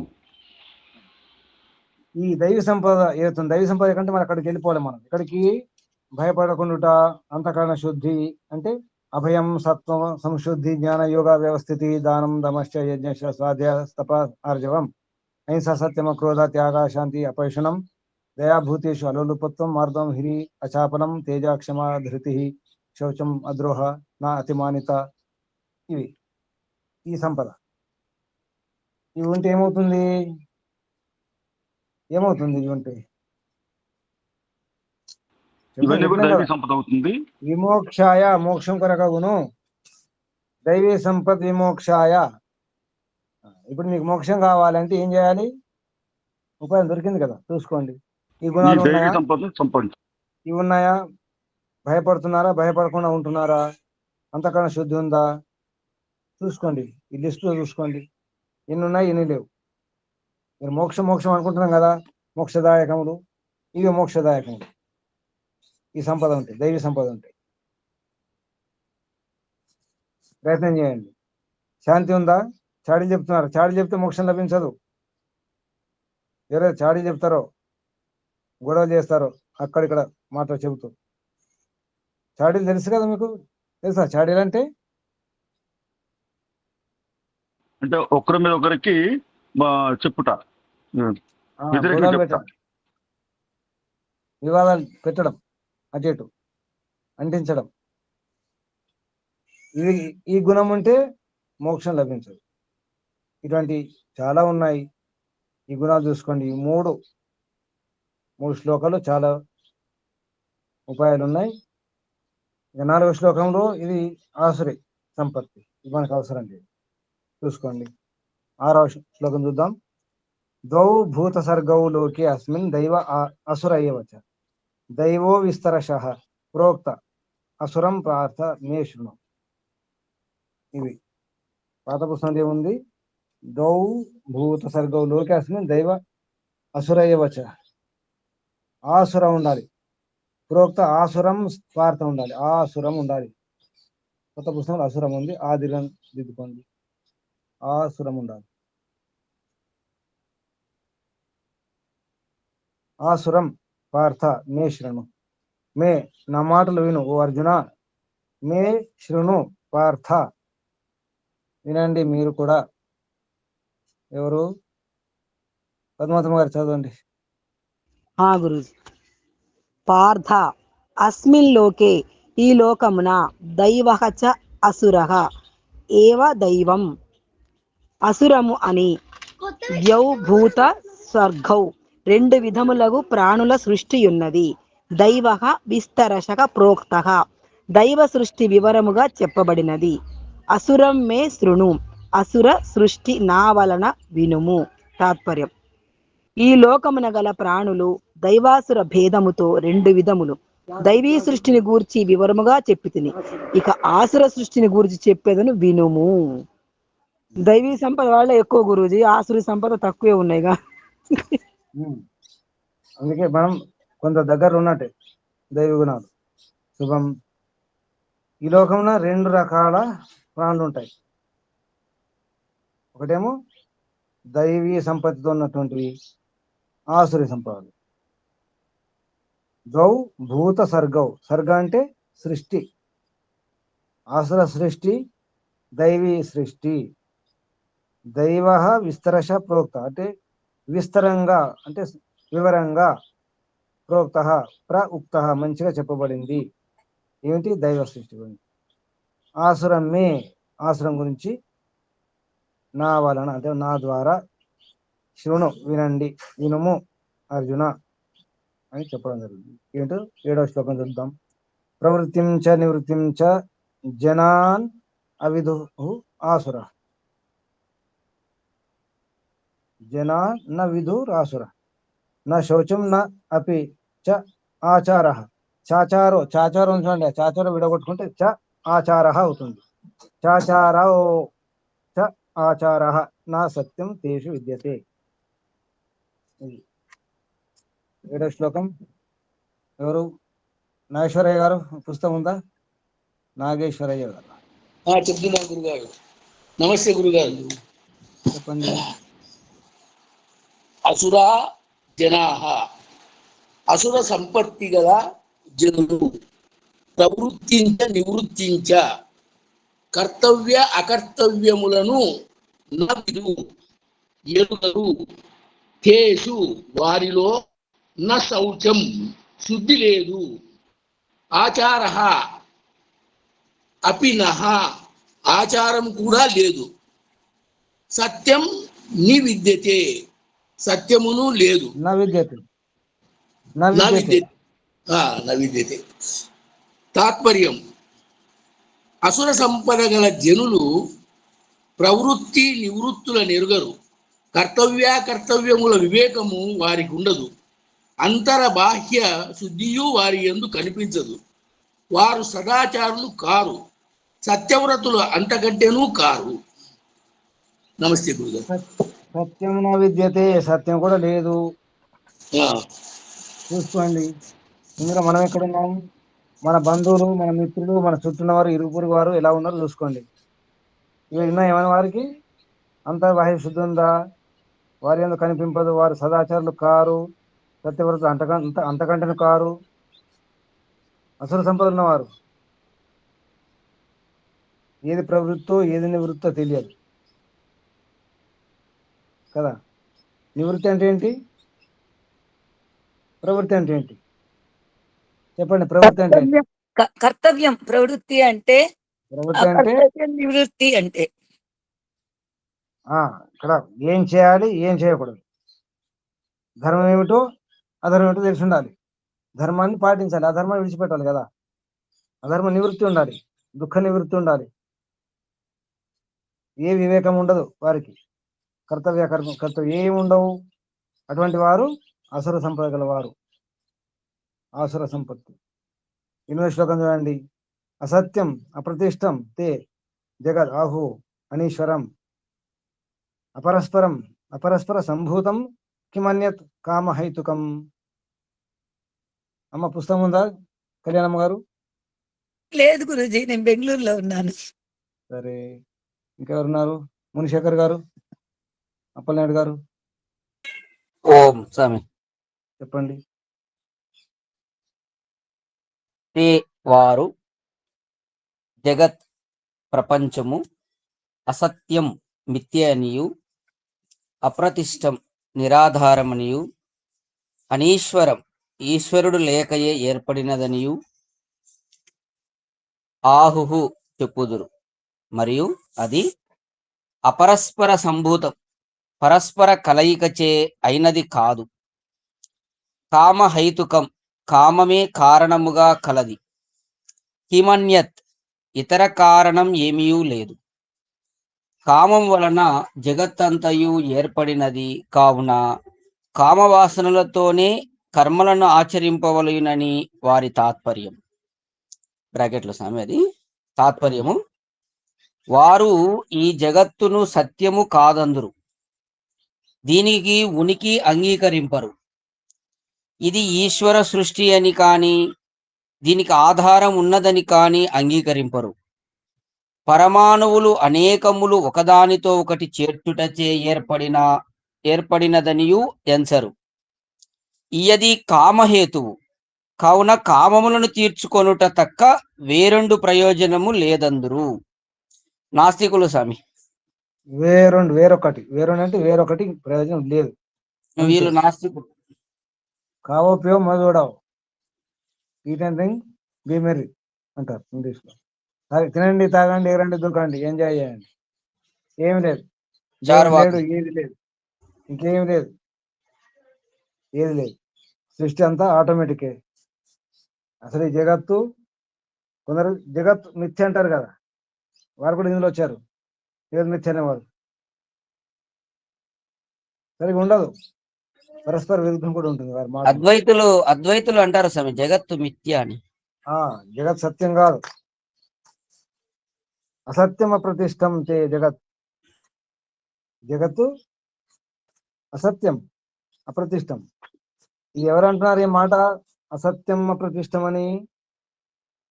వ్యాసుల వారు నిజానికి చెప్పేది, కృష్ణుడు కాదు. నిజంగా చెప్తున్నది వ్యాసుల వారు. ఆ సందర్భం కల్పించుకొని కృష్ణుడు ఇలా అన్నాడు అని ఒక గాథ, ఒక సందర్భం తీసుకొని చెప్పించడం జరుగుతుంది కృష్ణుని ద్వారా. మహాభారతం ఎప్పుడు రాయబడ్డది? మహాభారతం ఎప్పుడు రాశారు? మహాభారత యుద్ధానికంటే ముందా, యుద్ధం జరుగుతున్నప్పుడా? మహాభారత యుద్ధానికంటే ముందు రాశారా మహాభారతం?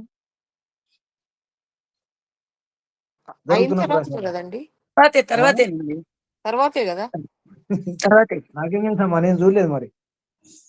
మేము చూడలేదు స్వామి, విన్నదే చెప్తున్నాము. తర్వాత కదండి, నాకేం తెలుసమ్మా, నేను చూసాను. మొదలైంది రాయడం అంటే మొదలే ఊహించి రాయరు కదండి, అయిపోయిన తర్వాతనే రాస్తారు. కాబట్టి అయిపోయిన తర్వాతనే రాసింటారు. మరి చరిత్ర ఎప్పుడు రాస్తారు? పుట్టక ముందు రాస్తారా చరిత్ర? అంటే చరిత్ర కూడా అయిపోయిన తర్వాతనే కదా చరిత్ర రాసేది. నేను అడుగుతున్నానమ్మా, చరిత్ర పుట్టక ముందు రాస్తారా, పుట్టిన తర్వాత రాస్తారా?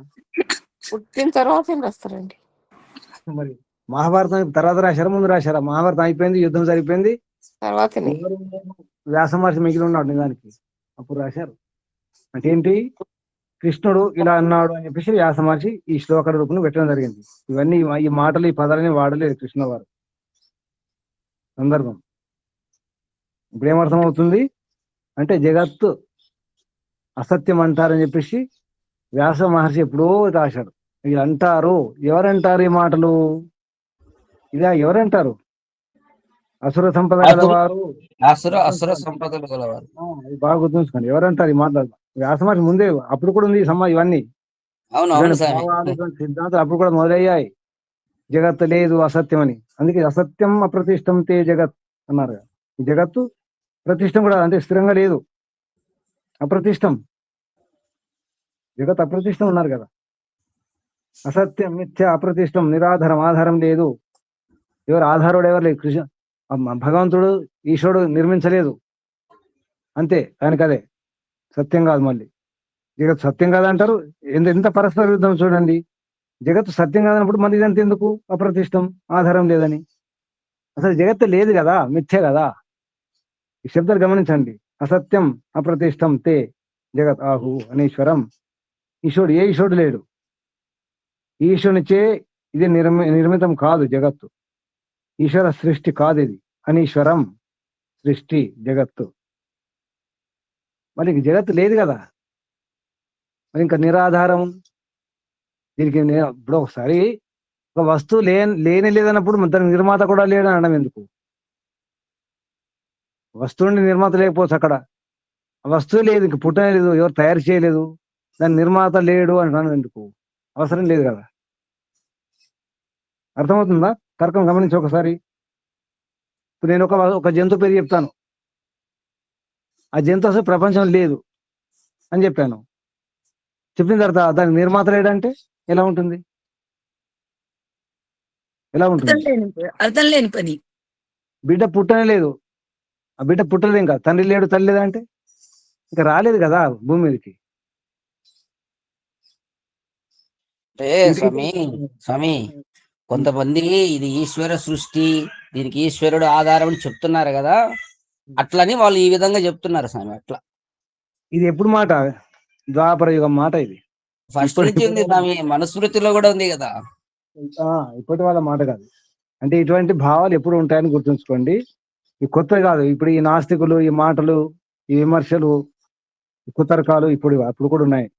ఇది అలా ఉంటారు. వీళ్ళు ఎవరు? వీళ్ళు ఆసురు సంపద గలవారు, గుర్తుంచుకోండి. ఇది తర్వాత శ్లోకం 9వ శ్లోకం చూడండి. ఏతాం దృష్టిం అవస్తభ్య నష్టాత్మన అల్పబుద్ధయ ప్రభవంతి ఉగ్రకర్మాణ క్షయాయ జగతో జగత అహితాః. ఎవరు మిగిలిన వారు? పుస్తకం ఉన్నవారు నేను చదవనా స్వామి? చెప్పండి. సావిత్రి. చెప్పండి. 9వ శ్లోకం. నష్టాత్మన.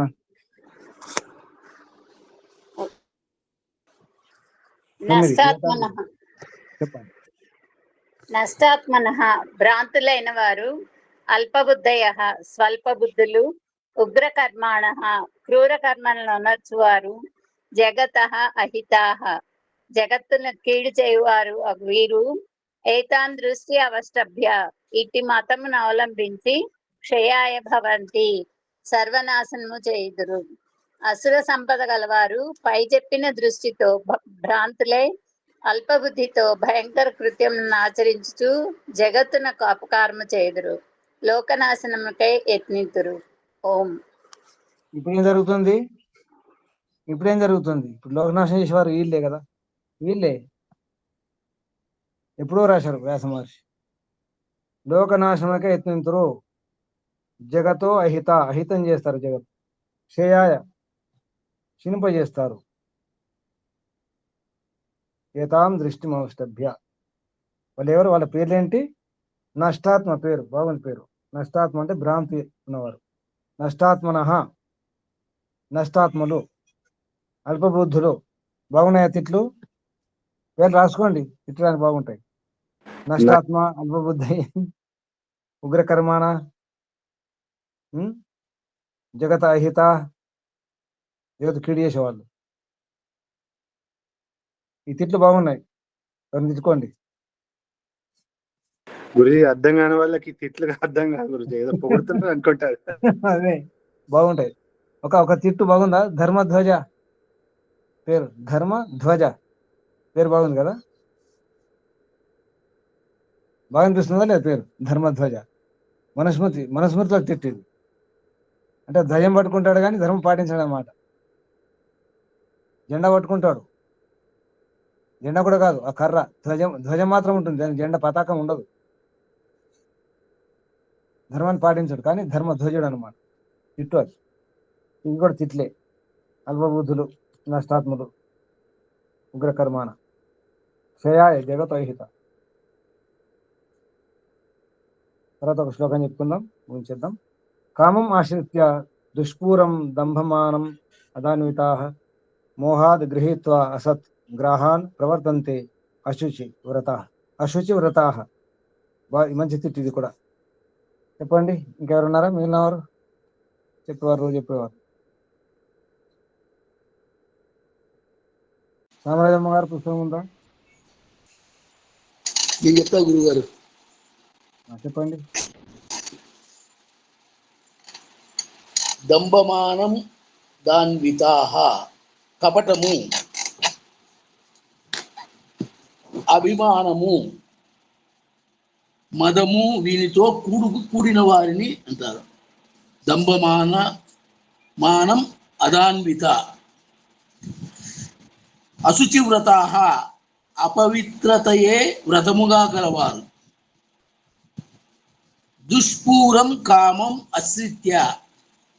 ఆశ్రిత్య, అంతులేని ఆశతో కూడి మోహాత్, భ్రాంతి వలన అసద్గ్రాహాన్ గృహీత్వా, చెడు ఆలోచనను గ్రహించి వర్తింతురు.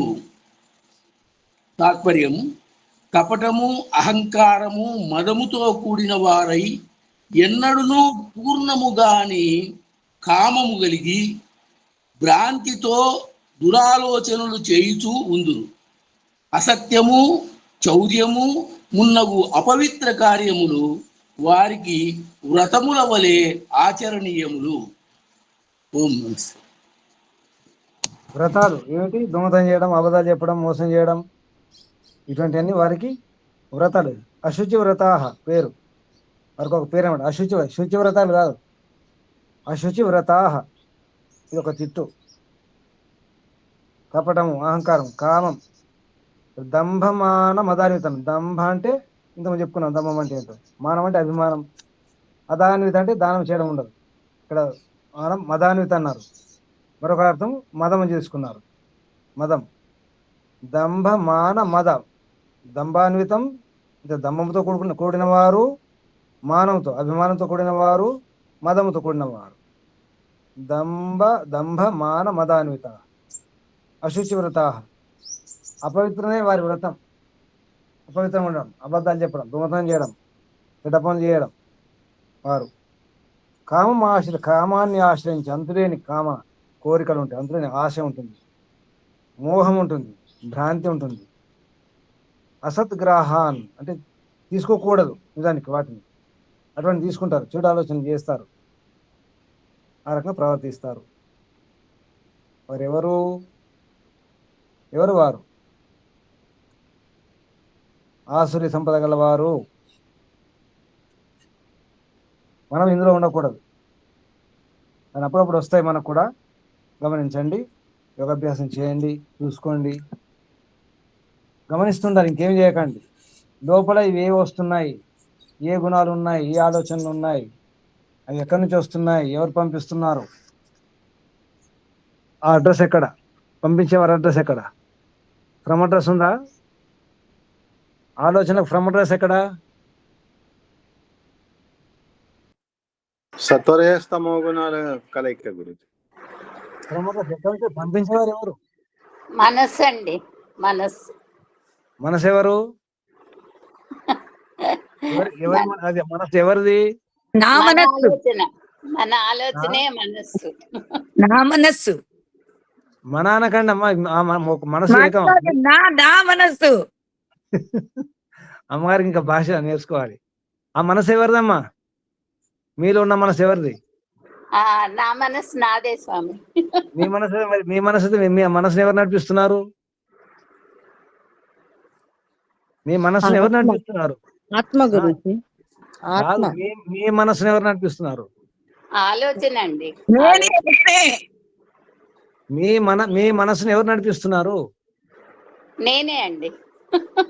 మీరే ఫ్రమ్ అడ్రస్. మీరే సెండర్, మీరే. కరెక్టే. ఎవరు సెండ్ చేస్తున్నారు? ఎవరు పోస్ట్ చేశారు? పోస్ట్ చేసేది మీరే. ఒప్పుకోవాలి. మనసులో ఆలోచనలు వస్తున్నాయంట, కానీ మనసు ద్వారా ఆలోచనలు తెస్తున్నాను, పంపిస్తున్నాను మనం ఒప్పుకోము. అది తెలియక పాపం. యోగాభ్యాసం చేస్తే, లోపల దిగితే, గమనిస్తే వస్తాయి. ఎక్కడి నుంచి వస్తున్నాయి అంటే వస్తున్నాయి. ఎక్కడి నుంచి వస్తున్నాయి? ఆలోచనలు ఆకాశం నుంచి వస్తున్నాయా? ఆలోచనలు ఎక్కడి నుంచి వస్తున్నాయి? అమెరికా నుంచి వస్తున్నాయా? ఏ లోకం నుంచి వస్తున్నాయేమో ఆలోచనలు? నాలో నుండే నాలో నుండే, నా నుండే. నేనే కర్తను నేనే. అహం తెలుసుకోవాలి. కర్తః అస్మి. నేనే. అప్పుడు అర్థమవుతుంది మనస్సు అనేది జడము, అదొక కలము లాంటిది, కత్తి లాంటిది, కర్ర లాంటిది. జడ పదార్థాలు వాటికి బుద్ధి ఉండదు కదా, వివేకం ఉండదు. కాబట్టి నేనే నడిపించేది నేనే. ముందు తెలుసుకునే ప్రయత్నం చేయండి, ముందు గమనించండి, ఇంకేం చేయకండి. మీ మనస్సులో ఏవైతే ఆలోచనలు ఉన్నాయో ఆలోచనలు ఎక్కడి నుంచి వస్తున్నాయంటే మన విద్య అవిద్య, మన అనుభవాలే, మన భావాలే, మన ఆలోచనలు. అంటే అది మనలో ఉన్నటువంటి జ్ఞాన విజ్ఞానమే, విద్య అవిద్యయే, ఇంకేమీ లేదు. కానీ అంత తొందరగా అర్థం కాదు, ప్రయత్నం చేయండి. సరేనా? శుభం. ఇంకేమైనా ప్రశ్నలు, సందేహాలు ఉన్నాయా? గురుజీ, ధర్మధ్వజ అంటే, ధర్మధ్వజుడు అంటే కరెక్ట్ గా మీనింగ్ అధర్మధ్వజ అనట్లేదు కదా? లేదు, చాలా మంచి తిట్టం అది. మంచి తిట్టేనా? మంచి తిట్ట రాదు, ఇండైరెక్ట్ తిట్ట అది. అదే ధర్మం మాత్రం చెప్తారు కానీ, ధర్మం మాత్రం అంటే ధర్మాన్ని కొందరు బయటకు ఇష్టం కదా, జెండాలు పట్టుకుని తిరుగుతుంటారు. ఇప్పుడు సారని ఏంటంటే చెడ్డ పని జెండాలు పార్టీ జెండా అనుకోండి, తెలుగుదేశం, కాంగ్రెస్, బీజేపీ జెండా తిరుగుతారు. జెండాలు పట్టుకుని మాత్రం తిరుగుతారు కానీ లోపల మాత్రం అది కాదు. అటువంటి ధర్మధ్వజ, అది పేరు. ధర్మధ్వజ అంటే జెండా మాత్రం ఉంటుంది కానీ ఆచరణ ఏముండదు, లోపల ఏముండదు అని అర్థం. ధ్వజం మాత్రం ఉంటుంది, అది గమనించండి. ధ్వజం అంటే ఏంటి? ఏదో ధ్వజం ఉండే, పతాకం లేదు, జెండా లేదు నిజానికి. అదే ధ్వజం మాత్రం ఉంది. నేతి బీరకాయలో నెయ్యిలాగా ఆ పేరు నేతి బీరకాయ, నెయ్యి ఉంటుందా? అదే. అలాగే ధర్మధ్వజ, బిడాల వ్రతిక, పేరు బకవ్రతిక అంటే పిల్లి వ్రతం. పిల్లి వ్రతం ఏముంటుంది? అవసరం వస్తేనే, ఆకలిస్తేనే మనం బుజ్జయిస్తుంది అది. అవునవును. కాళ్ళ వేల పడుతుంది, కాళ్ళ చుట్టూ తిరుగుతుంది, కాళ్ళ మధ్య తిరుగుతుంది, తోకాలు ఇస్తుంది, దగ్గరకు వస్తుంది, రాసుకుంటుంది, పూసుకుంటుంది. పాలు తాగిన తర్వాత ఒక్క క్షణం కూడా ఉండదు. అలా దానికి అవసరం ఉంటేనే. బిడాల వ్రతి, పేరు బిడాల వ్రతిక, బిడాల వ్రతం చేసేవాడు. ఇక్కడ అశుచి వ్రతం ఉంది కదా. అవును. అశుచంగా ఉండడమే, అబద్ధం ఆడమే, దోషం చేయడమే వ్రతం. ఇలా మంచి తిట్లు. బకవ్రత అంటే కొంగ జపం చేసేవాడు, అంటే దొంగ జపం. కొంగ జపం అంటే దొంగ జపం. ఏదో స్వార్థం ఉంటాయి కానీ ఎంత జాగ్రత్త ఉంటాడు ధ్యాని, యోగి, మౌనం, ప్రశాంతంగా ఉంటాడు. కొంగ ఎలా ఉంటుంది? అసలు కదలదు. వచ్చినప్పుడు వేసేస్తాడు అంతే. కొంగ ఒంటికాలపై జపం ఉంటుంది. కొంగ ఒంటికాల మీద జపం చేస్తుంది, అలాగే ఉంటుంది ఒంటికాలు. చూడండి, ఎప్పుడైనా కొంగలను చూడండి. స్వామి చాలాసేపు ఉంటాయి ఒంటికాల పైన, ఏమాత్రం కదలకుండా. అలా కొందరు ఉంటారు. ఇంకా ప్రశ్నలు? గురుజీ నమస్తే. గురుజీ చెప్పండి. నా శ్రీమతి ఒక విషయం చెప్పాలనుకుంటుంది గురుజీ. చెప్పండి. నమస్తే గురుజీ. చెప్పండి అమ్మా. రోజు వింటూ ఉంటాను లెక్చర్స్, భగవద్గీత అంతా నోటికి వచ్చి ఫాలో అవుతాను కానీ మీనింగ్ తెలుసుకోలేకపోతాను. గీత మొత్తం నోటికి వచ్చు అన్నమాట. సంతోషం. అంతా చదువుతానండి, మొత్తం అన్ని చదువుతాను. విశుద్ధ భగవద్గీత, భగవద్గీత చదువుతానండి. ఇది విశుద్ధం అంటే కొన్ని శ్లోకాలు ఉండవు, కొన్ని డబుల్ చెప్పినవి ఉంటాయి కదా, పునరావృత్తి అంటారు, అటువంటివి ఉండవు. అసందర్భంగా ఉన్నటువంటి శ్లోకాలు తీసేశారు. రోజు వింటాను, ఇక్కడే ఉంటాను, ఆయన పక్కనే కూర్చుంటా, క్లాస్ వింటా రోజు, కానీ శుభం. కాన్సన్ట్రేట్ చేయలేకపోతున్నాను. ఉదయం క్లాస్ వింటారా? 5ంటికి ఆయన లేస్తారు కదా, వింటాను, కొంచెం వింటాను కానీ మొత్తం కాన్సన్ట్రేట్ చేయను. అది మీ డీటెయిల్స్ పంపించారు కదా స్వామి, గురుజీ అకౌంట్ డీటెయిల్స్ నేను ఎవ్రీ మంత్ పంపిద్దాం అనుకుంటున్నాను అమౌంట్. మాట్లాడకూడదు అమ్మాయి, తర్వాత మాట్లాడండి ఆ విషయాలు. ఓకే సందేహాలు ఉంటే అడగండి, ప్రశ్న అడగండి ఇప్పుడు. Okay okay guruji, continues. Swamiji, అమ్మా చాలా మంది ఏమంటారంటే ఇది కలికాలం రా బాబు, ఇలాగే ఉంటది, అన్యాయము, అక్రమము, దుర్మార్గము చాలా ఎక్కువగా ఉంటది అని అంటారు. కానీ ఏ కాలంలో లేదు, అదే ఇప్పుడు మనం చెప్పుకున్న శ్లోకాల్లో వచ్చింది గురూజీ. అవును, అప్పటికే ద్వాపరంలో ఉంది, రామాయణంలో ఉంది, త్రేతాయుగంలో ఉంది. ఎప్పుడు ఉంది, ఎప్పుడు లేదు. అసలు సృష్టి ఎప్పుడైతే మొదలైందో అప్పటి నుంచి మరి జరుగుతూనే ఉంటది కదా చెడు మంచి. సమాధానం ఒకటి, అప్పుడు సృష్టి ఆదిలో సత్వగుణం, రజగుణం, తమగుణం ఉందా లేదా? ఉంది కదా, అయిపోయింది. అంతే అంతే. సృష్టి ఆది నుంచి అంతం వరకు ఈ నడుస్తూ ఉండాల్సిందే, ఎన్నిసార్లు పుట్టి చచ్చిపోయినా సరే. అప్పుడు మనసు ఉందా లేదా? ఉంది కదా, మనసు ఉంటే అన్ని ఉంటాయి కదా, ఆలోచన. అంతే అంతే స్వామీజీ. ఎప్పుడు అంతేమ్మా, అప్పుడు చీకటి లేదా? అవును, వెలుగు లేదా? అవును. ఎప్పుడు అంతే, కాకపోతే ఎక్కువ తక్కువ అంతే, ఎక్కువ తక్కువ తప్ప అసలే లేదు, చీకటి లేదు, వెలుగే లేదు అంటే కుదరదు. అప్పుడు కష్టాలే లేవు, అంత సుఖాలే అంటే కుదరదు. అది ఉండవు, జరగదు ఏ కాలమైనా. అసలు నిజం చెప్పాలంటే ఈ కాలాలు, యుగాలు, ఈ విభజన అంతా కూడా మన కొరకు, మానవుల కొరకు, కానీ భగవంతునికి ఏది అవసరం లేదు, ఉండదు కూడా అక్కడ. ఇప్పుడు వేరే గ్రహం మీదకి వెళ్ళి చూడండి, వేరే గ్రహంలో అక్కడ ఇప్పుడు సత్యయుగం ఉండొచ్చు. వేరే గ్రహంలో అందరు సత్యవంతులని కాదు, కూడా సత్యహరిచంద్రుని కాలంలో కూడా అసత్యవాదులు ఉన్నారు కదా. అవునవును. మరి అదేం ఉండదమ్మా, ఈ సృష్టి నిర్మాణ క్రమంలోనే సత్వగుణం, రజగుణం, తమగుణం ఉన్నాయి. వాటి ప్రభావం ఉంటుంది. మనిషి అన్నప్పుడు మనసు ఉంటుంది, మనసులో ఆలోచనలు ఉంటాయి, ఆలోచన మంచి చెడు ఉంటాయి. అప్పుడు కూడా ఆలోచనలు క్లిష్ట ఉంది కదా. వృత్తయ పంచతయ క్లిష్టా. క్లిష్టం అంటే కష్టాలు, క్లేశాలు, అక్లిష్టాలు. క్లేశాలు కాదు, కష్టాలు కాకుండా ఉండే ఆలోచనలు. రెండు రకాల ఆలోచనలు ఉంటాయి అప్పుడు, ఇప్పుడు ఎప్పుడైనా ఉంటాయి, తక్కువ ఎక్కువ. నిజానికి అది ఏం లేదు, మనం తెలుసుకుంటే సత్యయుగం, కొద్దిగా మారుతుంటే త్రేతాయుగం, ఇంకా మారిపోతుంటే ద్వాపర యుగం, ఇంకా మారిపోయి ఉంటే కలియుగం. కలియుగం చెడుకు మారిపోతే మొత్తం దిగిపోవడం అనమాట, దిగజారిపోవడం. ఎప్పుడైనా ఉంటుంది, ఏమీ తప్పదు. ఒక మాట అడుగుతాను నేను, సత్యయుగంలో సూర్యోదయం జరిగిందా? జరిగిందా లేదా? ఉన్నది. అప్పుడు సూర్యోదయం ఎటువైపు, ఇప్పుడు సూర్యోదయం ఎటువైపు? ఏమైనా మార్పులు ఉన్నాయా? లేదు. ఈ క్రమము, ఎండాకాలం, వానాకాలం, చలికాలం మార్పులు ఉన్నాయా? మారదు. అప్పుడు మనుషుల రెండు కళ్ళ మధ్య ముక్కు కింద నోరు ఉంది, ఇప్పుడు మారిందా? లేదు. చెవులు స్థానం మారిందా? మెదడు స్థానం మారిందా? గుండె స్థానం మారిందా? మారలేదు. ఇక్కడ మారింది, మరి మారదు. అంతే, ఇంతే, అదంతే, ఇది ఇంతే, అదంతే, ఇది ఇంతే. ఎక్కడైనా ఎవరికైనా పొరపాటున మారితే దాన్ని అంగవైకల్యం అంటారు. అంతే. 5 వేలు ఉంటే మంచిది, 6 వేలు ఉంటే వికారం అది. అంతే 6 వేలు ఉంటే వికారం అది. అంతే అంతే స్వామీజీ. భ్రమలో ఉండొద్దు. ఈ కలియుగం ఏమి లేదు. అవును.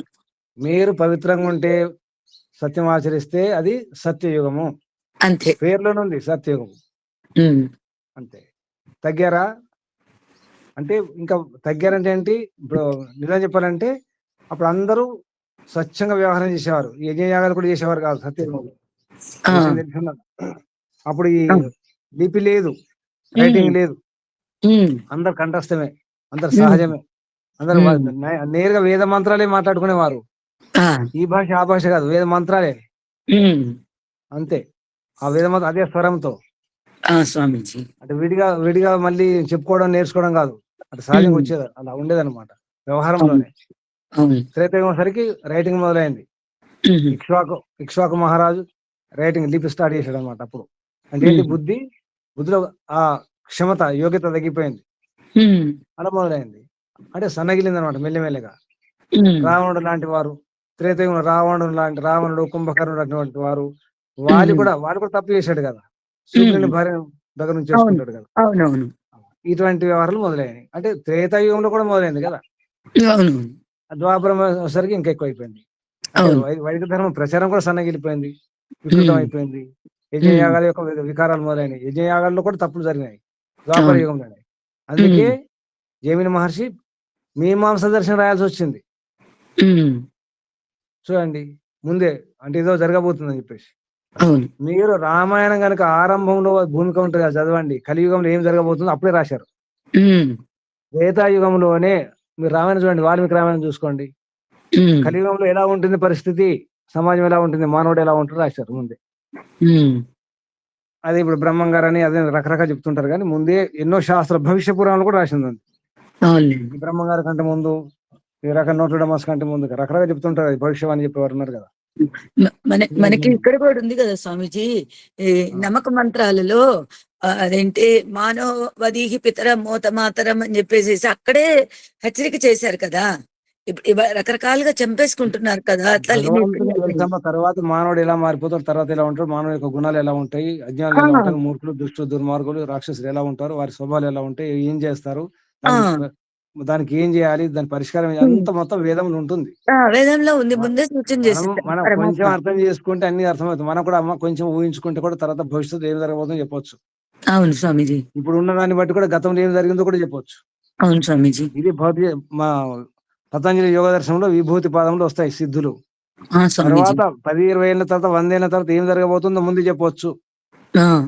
గతంలో 100 ఏళ్ల క్రితం ఏం జరిగిందో ఇప్పుడు చెప్పవచ్చు చూడకుండా. ఉంది అది మనం ఒక వస్తువుని తీసుకొని దాని ఇప్పుడు ఉన్న స్థితిని గమనిస్తే అటు ముందు భవిష్యత్తు వెనక గతం అంతా చెప్పవచ్చు. విద్య ఉంది అటువంటిది. ఈశ్వరుడి కృప వలన ఈ విద్య యువావస్థలో ఉన్న వాళ్ళకి ఎలా అందాలో అలా అందాలి స్వామి. అప్పుడు కానీ సమాజం శాంతిదాయకం కాదు. ఎవరి ప్రయత్నం వాళ్ళని చెయ్యాలి, చేస్తాం. అమ్మ ఒకటే అర్థం చేసుకోవాలి, ఎవరైనా కానీ సమన్వయం చేసుకుని పని చేయాలి. ఇప్పుడు ఒకటే ఉంది, వెనక్కి లాగే ప్రయత్నం కాకుండా ప్రోత్సహించి ఎవరేం చేస్తున్నా ఈ మార్గంలో తక్కువ ఎక్కువ ఏదో రకంగా వారి శక్తి సామర్థ్యం అంటే ప్రయత్నం చేస్తుంటారు. ప్రోత్సహించడం నేర్చుకోవాలి, సమన్వయం చేసుకోవాలి, సహకరించుకోవాలి, అప్పుడు అవుతుంది. కానీ మనమే లాగేసుకుంటే ఇంకేం చేస్తాం? లాగకూడదు స్వామి, వాళ్ళని ప్రోత్సహిస్తూనే చెప్పాలి, అంతే, తప్పదు. ఇది ఒకటే ఉంది, సమన్వయం సమన్వయం సమన్వయం. సముద్రం సమమనాసి జానత దేవాభాగం యథాపూర్వ సంజాన. పూర్వం ముందు ఎలా జరిగిందో ఋషుల మహర్షి ఎలా ఉండేవారు అలా ఉండే ప్రయత్నం చేయాలి. స్వామీజీ కలిసి ఉండాలి, కలిసి పని చేసుకోవాలి, అప్పుడు అవుతుంది. కానీ వెనక్కి లాగే ప్రయత్నం చేయొద్దు, తిట్టుకునే ప్రయత్నం చేయొద్దు, అది అవసరం ఉంది. మంచి వాళ్ళు కలిసి ఉండాలి, కానీ దూరం ఉండాలి. ఎందుకంటే మంచి వాళ్ళు కలిసి ఉండాలి, దూరం ఉండే సహకరించుకోవాలి. ఎందుకు దగ్గర ఉండదు, ఒక చోట ఎందుకు ఉండకూడదు అంటే ఒక చోట ఉంటే ప్రచారం ఆగిపోతుంది. దూరం వెళ్ళిపోయి ప్రచారం చేయాలి, దూరం ఉండి సహకరించుకోవాలి.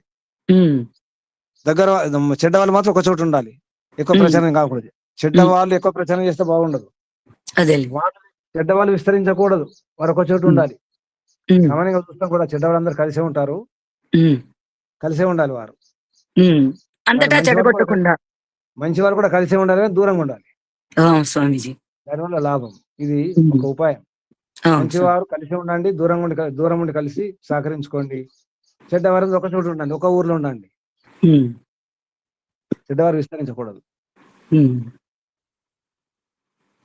ఉపాయాలు ఉన్నాయి, పాటించేవారు కావాలి. శుభం. ఇంకా ఏమైనా అర్థమవుతుందా? ప్రపంచం, సృష్టి అనుకోకండి, ఇది కలియుగం అనుకోకండి. ఈ కలియుగంలో మోక్షం లభించదు అనుకోకండి. ప్రశాంతంగా ఉండలేము, అబద్ధాలు ఆడకుండా ఉండలేము, మోసం చేయకుండా ఉండలేము. ఇది తప్పదు అంటే అనుకోకండి, తప్పుతుంది. అనుకుంటే తప్పుతుంది, ఉండొచ్చు. ధర్మాన్ని ఆచరించవచ్చు, విశ్వాసం ఉండాలి, ఆత్మవిశ్వాసం. సరేనా? ముగించేద్దామా? శుభం. ఏమైనా సందేహాలు ఉంటే రాసి పెట్టుకోండి, రేపు అడిగే ప్రయత్నం చేయండి. ఓం. ఆసనం మార్చుకోండి, కూర్చున్న స్థితి. నడుము, వీపు, మెడ, తల నిటారుగా ఉంచుకోండి. కళ్ళు మూసుకోండి. ఒకసారి దీర్ఘ శ్వాస.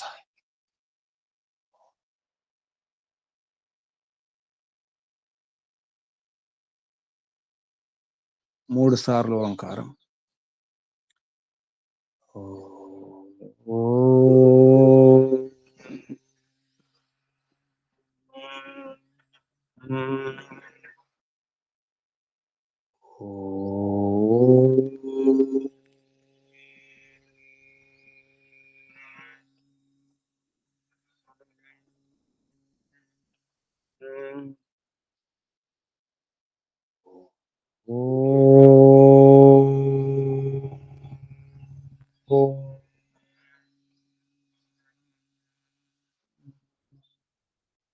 శాంతి శాంతి శాంతి. ముందుగా పరంపిత పరమాత్మ ఓంకు వందనాలు ప్రణామాలు సమర్పిస్తూ ఋషులకు, మహర్షులకు, మునులకు, యోగులకు, గురువులకు, ఆచార్యులకు, అధ్యాపకులకు, పెద్దలకు, మాతాపితలకు, శ్రేయోభిలాషులకు, మిత్రులకు అందరికీ వందనాలు, ప్రణామాలు, కృతజ్ఞతలు. స్వామి ఆత్మానంద సరస్వతి గారికి, పండిత గోపదేవ శాస్త్రి గారికి వందనాలు, ప్రణామాలు సమర్పిస్తూ బంధువులారా అందరికీ అభినందనాలు, అభివందనాలు. పరంపిత పరమాత్మ శుభాశిస్సులు. ఓం శుభం. సర్వేభ్యో నమో నమః.